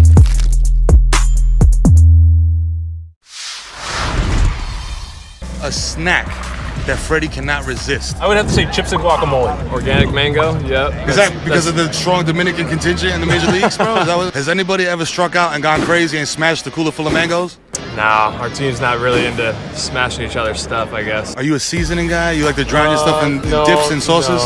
No. Gotta watch my figure. And it looks great, brother. I appreciate it. Very sexy man. Yeah, Let's go, Freddie Freeman, ladies and gentlemen. Can you believe that? Mets have a new pitcher, Ryan Helsley. Former St. Louis Cardinal will take over in relief. Mariners still fighting to get back in this game. Helsley appeared in relief a couple of nights ago and struggled. He went just a third of an inning and gave up 2 runs, both earned on 2 base hits. So let's see if the Mariners can make him struggle here in the top half of the 8th inning. Eugenio Suarez will lead things off. Rick Riz along with Gary Hill Jr. and Shannon Dreyer. And what has turned out to be a pleasant night here in Williamsport, Pennsylvania, after a pretty good downpour hit about an hour before the game. Grounds crew, a good job to get the field ready. So here's Gino, 1 for 3. Helsley throws hard. Here's the pitch. Swung on, ground ball, hit hard but foul on the third base side. Fastball at 97 miles an hour. The count 0-1. Mets have made a couple of defensive changes. Alvarez is out of the game after that hand injury. Former Mariner Luis Torrens takes over as the catcher for the Mets. Little Torrens behind the plate. And the next offer, swing and a foul out of play on the first base side, and the count is now 0-2. Beatty has moved from second to third base for the Mets, and Acuna takes over at second base for New York. So Acuna at second, Beatty over at third. He's the extra guy today. Both teams get an extra player. Mariners have recalled Miles Mastrobuoni to be their 27th man on the roster for this game. Now the stretch, and the 0-2 to Gino, and it's outside. Ball 1 ball, and 2 strikes. You didn't slide down the hill, Shannon? I did not. No? Cardboard? There was a lot of, well, somebody in this booth did. Yeah, not me. Fouled back by Gino. The next pitch, and the count is still 1-2 on the Mariner third baseman.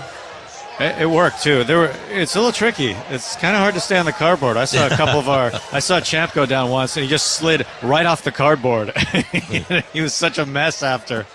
And he slid down there. But he kept going. He got pretty good at it. He tried it a few times. Yeah, a number of guys went up there. The big hill behind the wall, the Lamade Stadium. Here's the pitch, low and outside for ball 2. 2-2 the count on Suarez, trying to get something going here in the 8th inning, down by 4, 7-3 if you just tuned in. I mean, the hardest part of that is actually climbing the hill. That's a pretty steep hill. Yeah. I bet. The pitch. Breaking ball, strike 3 called. Big curveball by Helsley, and Gino caught looking. 1 out for the Mariners here in the top half of the 8th. I just got a kick out of watching the kids and how good they were. You know, the one game that we watched, I forget, it was Hawaii against Great Lakes, I think. And these kids are so talented, obviously, getting this deep into the tournament just to get here.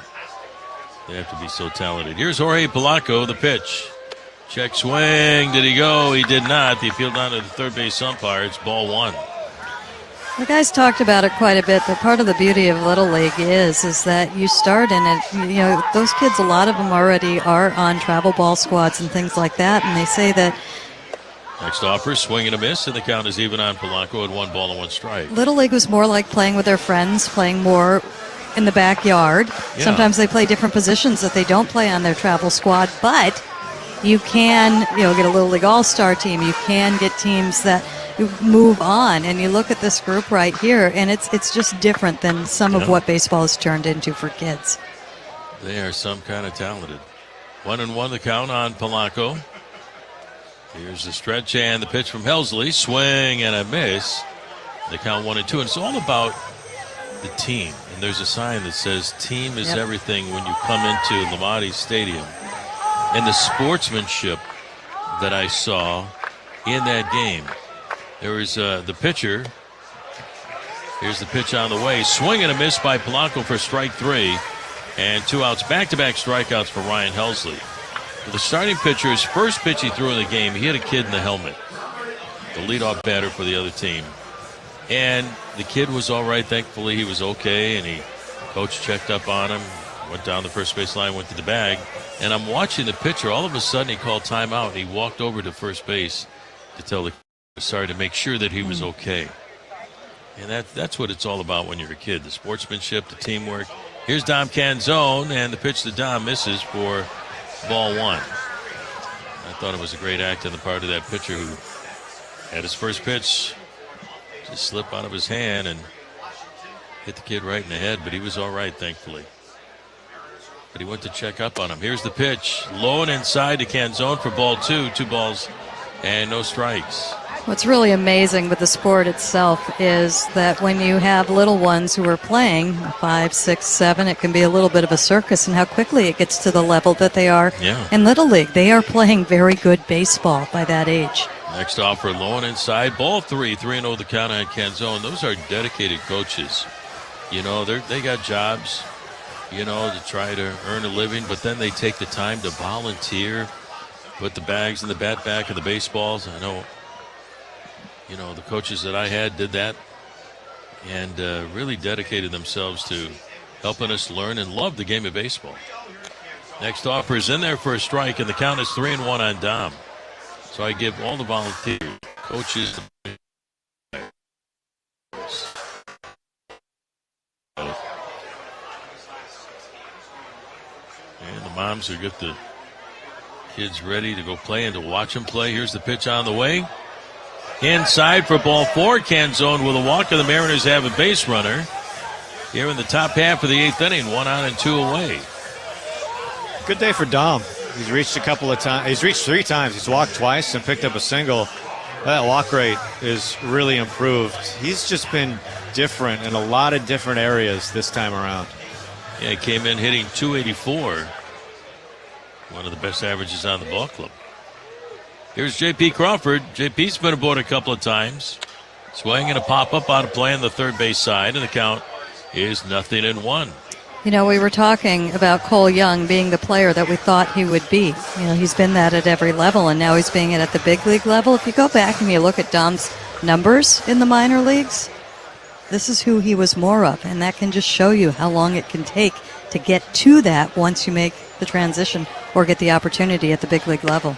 Fastball on the way, and it's outside to Crawford for ball one. 1 ball and 1 strike. Yeah, down in the minor leagues. Canzone with Tacoma ended up hitting .296 in 45 games with 13 home runs. So he hit for power, hit for average, and he drove in 36 runs. That'll get you back. Next offer on the way, a strike on the outside corner. JP disagrees with the home plate umpire, Nate Tomlinson. 1 ball and 2 strikes on Crawford, and the Mariners need a bunch of base runners in a hurry. We're in the top of the 8th inning. The Mariners are down 7-3.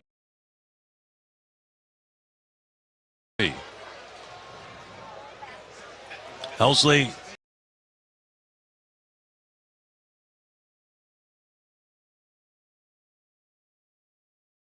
delivers, fastball way up high. Ball 2, 2 balls and 2 strikes. Well, that one was at 100. We've seen triple digits, thrown 101, 100, but all of a sudden the last couple of batters, he hasn't had the same kind of command of it. Helsley looks in from the stretch. And now time is called by Crawford, backs away from home plate. He threw Suarez a nasty curveball for strike 3 after throwing a few fastballs at 100 miles an hour. Canzone again a lead at first base, 2 outs. And now the 2-2 on the way to Crawford, swinging a foul behind home plate. The count is still even at 2 balls and 2 strikes. It's going to be a very late arrival for the Mariners heading to Philadelphia after this ball game. The Mets are heading to Washington after the game. Helsley looks in, has the sign. Now the stretch, delivers. Swinging a foul out of play in the third base side, and the count is still even on JP at 2 balls and 2 strikes. What'd you think of that landing today, Rick? Little rough. And we didn't land on a crate of eggs. We landed pretty hard. Sometimes you have to do that when there's not much of a runway. Yeah, so like midway in Chicago. We soccer field right off to the right of us. Yeah, you got to get down. And he did safely. Little bump there. Still 2-2 the count on Crawford. 1 on, 2 outs, top of the 8th inning. Mets with 7 runs on 13 base hits. Mariners 3 runs on 8. Now the stretch by Helsley, delivers, swinging a pop-up down the left field line. Foul ball and beyond the reach of Nimmo and Lindor and Beatty. And the count is still 2-2 on Crawford, and Crawford can really make you work.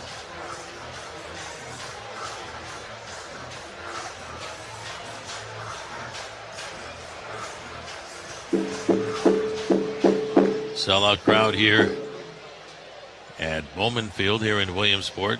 Seats about 2,300 fans. Now the pitch. It's outside, ball 3. 3-2 the count on Crawford. And right now this is an 8-pitch at bat for JP. Walking around the ballpark, kids having a good time, getting Dippin' Dots, ice cream, hot dogs. Canzone will take off. There he goes, swinging a ground ball to first to Hopper, and falling down is Alonso. He's got it. The throw to the pitcher. Helsley covering first on the play. And it's in time to get Crawford. That will retire the side. We go to the bottom of the 8th inning here in Williamsport, the Little League Classic. Home Street Bank score. It's the Mets 7 and the Mariners 3. 190.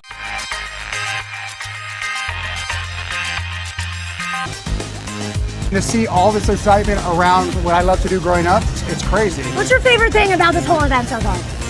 The fusion of sports, entertainment, and cards. That's awesome. Because to me, cards have always been entertainment, and they're getting their just dessert now.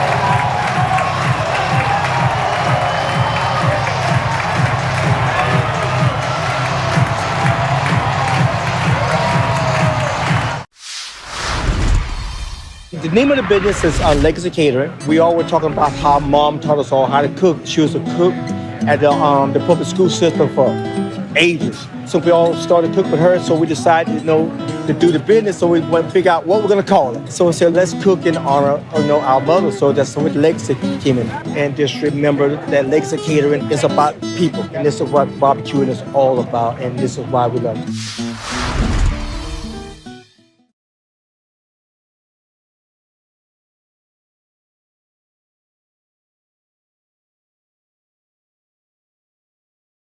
And you would go to the bottom of the 8th inning. Our Home Street Bank score. It's the Mets 7 and the Mariners 3. And big right-hander Jackson Kowar will take over in relief to work the bottom of the 8th inning. How about Taylor Saucedo in relief? Long relief. He went 2 1/3, scoreless innings, gave up only 1 hit, no runs, no walks, and he struck out 3. Great job by Taylor. Just returned recently from AAA Tacoma. Just what the doctor ordered to slow down the Mets bats. So here we go, bottom of the 8th inning. Lindor will lead things off as Kowar delivers a strike, 0-1. And Lindor continues to have a hot series. He was 5 for 9 coming into the ball game tonight, 3 for 4 tonight. So 8 hits in the series. Next offer, swing and a bounce foul. Past the on-deck hitter Soto behind him, and the count is 0-2 on Lindor. Final game of the set with the Mets. Mariners were 1-2 in Baltimore. Right now, 1-1 against the Mets. Here's the stretch, and the 0-2. High and outside. Ball 1, 1 ball, and 2 strikes. George Kirby had a rough night. Threw a ton of pitches. Went 4 2/3 innings. Gave up 7 runs, all earned. On 12 hits, he walked 3 and struck out 4. Next offer. Swing and a miss by Lindor for strike 3. Kowar with a strikeout. So 1 away for the Mets here in the bottom of the 8th inning. And that'll bring up Juan Soto.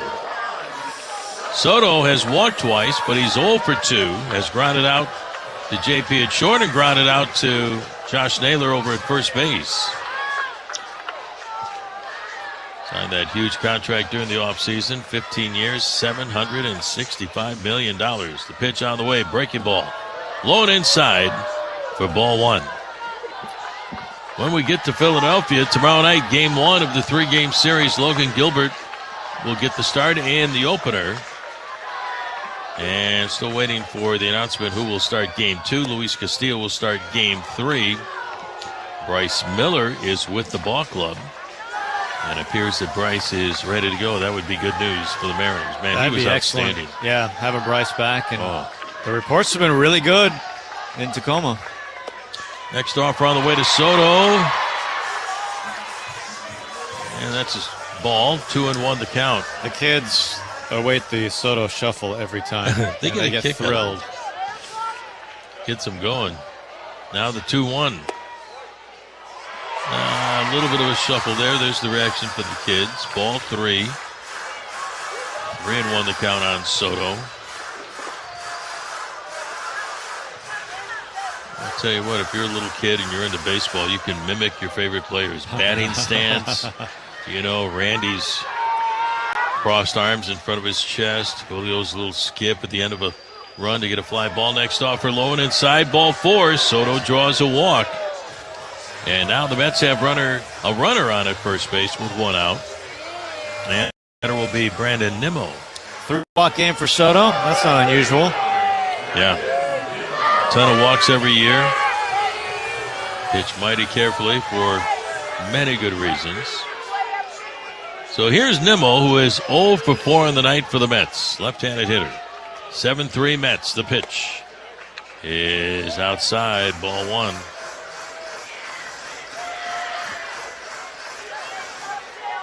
Really glad we had a chance to play in this annual game. 2 big leagues clubs coming to Williamsport for the Little League Classic. Swinging a ground ball foul on the first base side. And the count evens at 1 ball and 1 strike. And just spending all that time we did at Ramadi Stadium, the home of the Little League World Series with the kids, especially spending time with the kids from Bonnie Lake. Doing a great job They won today 3-2 over New England. Here's the pitch, and it's outside for ball 2. 2-1 the count on Nimmo. Nimmo has switched back to his Nemo bat. It's incredible. That's one of the best ones. Yeah. I have to laugh at some of them. There goes the runner. Soto, pitch on the way. A strike on the outside corner. No throw down to second. Soto with a stolen base, his 20th of the year. That makes him a 20-20 guy again. 20th steal. He has 30 home runs, so well beyond 20 home runs. And that takes away the double play chance. 2-2. Swung on. Ground ball left side. Diving try. J.P. Crawford can't get to it. A base hit in left field. Soto to third. And he'll stop there. Up with the ball is Randy. Gets it thrown to second base. So Nimmo with a base hit. And now the Mets have runners on at first and third with one out. Man, they've had traffic all night long. So many base runners. 14 hits for the Mets. And it's funny, you look back at that first inning. Yeah. After Lindor got picked off, Mariners faced the minimum, but outside of another 1, 2, 3 in the sixth, it's been traffic everywhere. Here's Pete Alonso. He's been aboard twice with a single and a walk. 1 for 3. The pitch swung on. Ground ball foul past the runner at third, Soto, who feigned catching the ball and throwing it to first base. 0-1 the count on Alonso. 7-3 Mets. Yeah, the Mets getting 3 runs very quickly in the bottom half of the second. This is a fun matchup here. 2 Florida guys. Next offer, swing and a miss. And the count is 0-2 on Alonso. Yeah. They were teammates at Florida. They have never faced each other in the majors. So, first time. Let's see who wins the bragging rights. Kowar out in front of the counter. No balls and 2 strikes. And now Alonso calls time and he backs away from home plate. You got Alonso from Florida, Kowar from Florida, Cal Raleigh behind home plate from Florida State. Kowar ready. And the big right-handers 0-2 pitch on the way to Alonso. Swing and a miss, and he got him with a slider down and away. So Kowar with the bragging rights in that battle. First ever battle between him and Mr. Alonso. So 2 outs for the Mets here in the bottom of the 8th inning. Couple of strikeouts for Jackson Kowar. 2 on. And that'll bring up designated hitter Jeff McNeil, who's had a big night, 2 for 4, with 2 runs scored. 7-3 Mets. McNeil batting .250. The pitch by Kowar, swinging a ground ball right to Naylor at first. He's got it. Goes to the back for the out on McNeil. That's going to retire the side. And Kowar gets himself out of a jam. We go to the top of the 9th inning. Last try for the Mariners. Home Street Bank score. It's the Mets 7 and the Mariners 3. Keep your summer fun going in the family-sized Toyota Highlander or the bigger, more powerful Grand Highlander with 3 different power.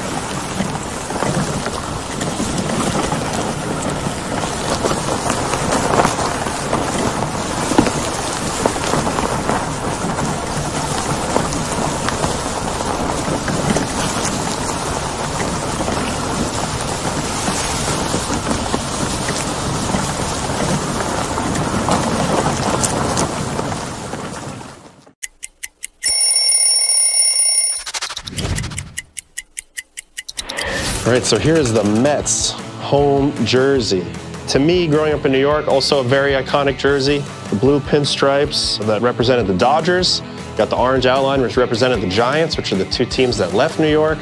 And then subsequently, the Mets were created. You know, my parents were Mets fans growing up, and this was the jersey that I also dreamed of wearing.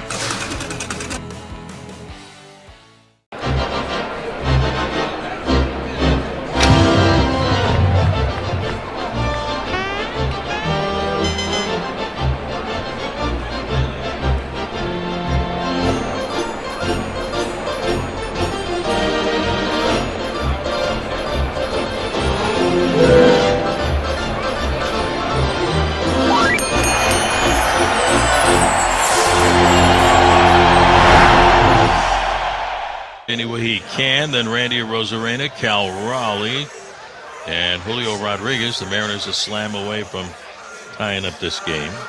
Rogers 4-4 with a 1.85 ERA. 61 appearances. So here's Cole Young.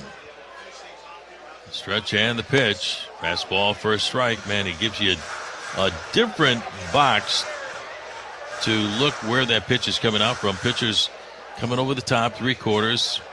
Call that the box where the release point is. Next offer on the way. Fastball for a strike, and the count is now 0-2. And now you got to set your eyes low, down around Tyler Rogers' shoe tops. Yeah, it's not the customary. You generally don't look at the pitcher's shoes. No. You're focused all your life with a pitcher, righty or lefty, coming over the top for 3/4. Not so with Rogers. Here's the stretch, and the 0-2 on the way. Swing and a chop foul. Third base side, and the count is still 0-2. You do watch Rogers, and he's had a wonderful career. And you look at the success he has, you do wonder why maybe more guys don't try submarine style. Next offer, swing and a foul off the new catcher, Luis Torrens, and the count is still 0-2 on Young. Such a different look. You don't see many guys throw submarine style.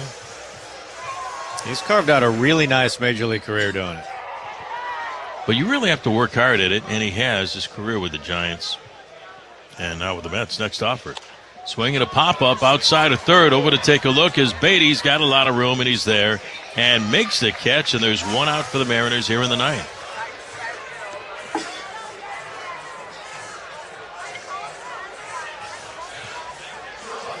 That'll bring up Randy Arozarena. Randy got aboard with a base hit in the 7th. He was on board when Cal Raleigh clubbed his 47th home run of the year. Cal due up next. Here's the stretch and the pitch way outside for ball 1. So Cal with 47 now, one back of the major league record, 48. That was set by Salvador Perez. He's going to have a chance to hit here in the ninth. Next pitch way outside, ball 2, 2-0.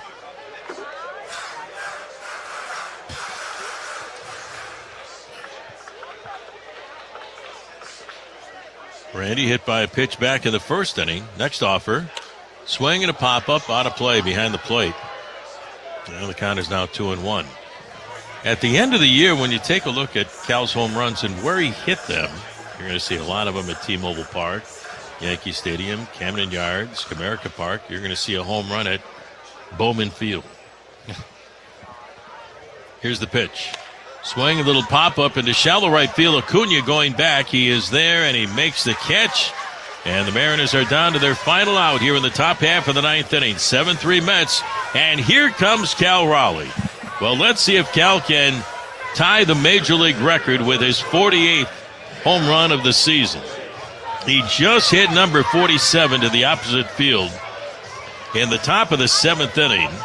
He is one behind Salvador Perez, who hit 48 home runs back in 2021 with Kansas City. The pitch on the way to Cal, swing and a pop-up down the left field line, foul territory. Beatty running way back, might have a play, and he runs out of room. This one just into the seats down the left field line, thank goodness.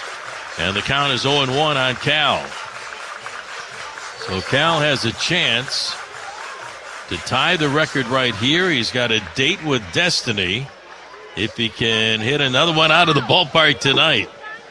He is at 47 home runs and 102 runs batted in. The stretch by Tyler Rogers delivers. Swing and a line drive into left field. That's going to drop in for a base hit. Well, the Mariners need some base runners. But Cal gives you that excitement, that edge of your seat excitement every time he comes up to home plate. He's got himself a base hit. The Mariners have a base runner with 2 outs here in the top of the ninth, and the Mets leading 7-3.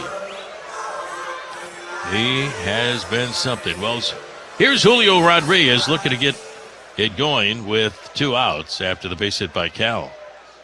Rogers fires away, swing and a foul behind home plate. And the count is 0-1. At the start of the year, we were talking about how many home runs Cal was going to hit. I said 45. And I think I was on the high side of everybody.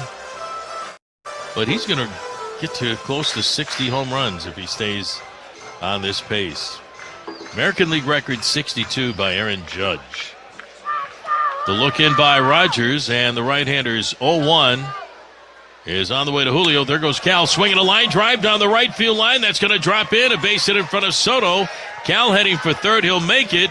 Julio Rodriguez with a base hit, and with 2 outs, the Mariners have runners at first and third, and that'll bring up Josh Naylor. So now the Mariners just need one more base runner to get the tying run up to home plate. On deck is Gino. So the Mariners not rolling over into the Williamsport night.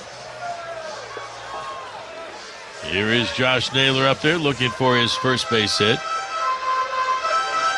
2 on and 2 away.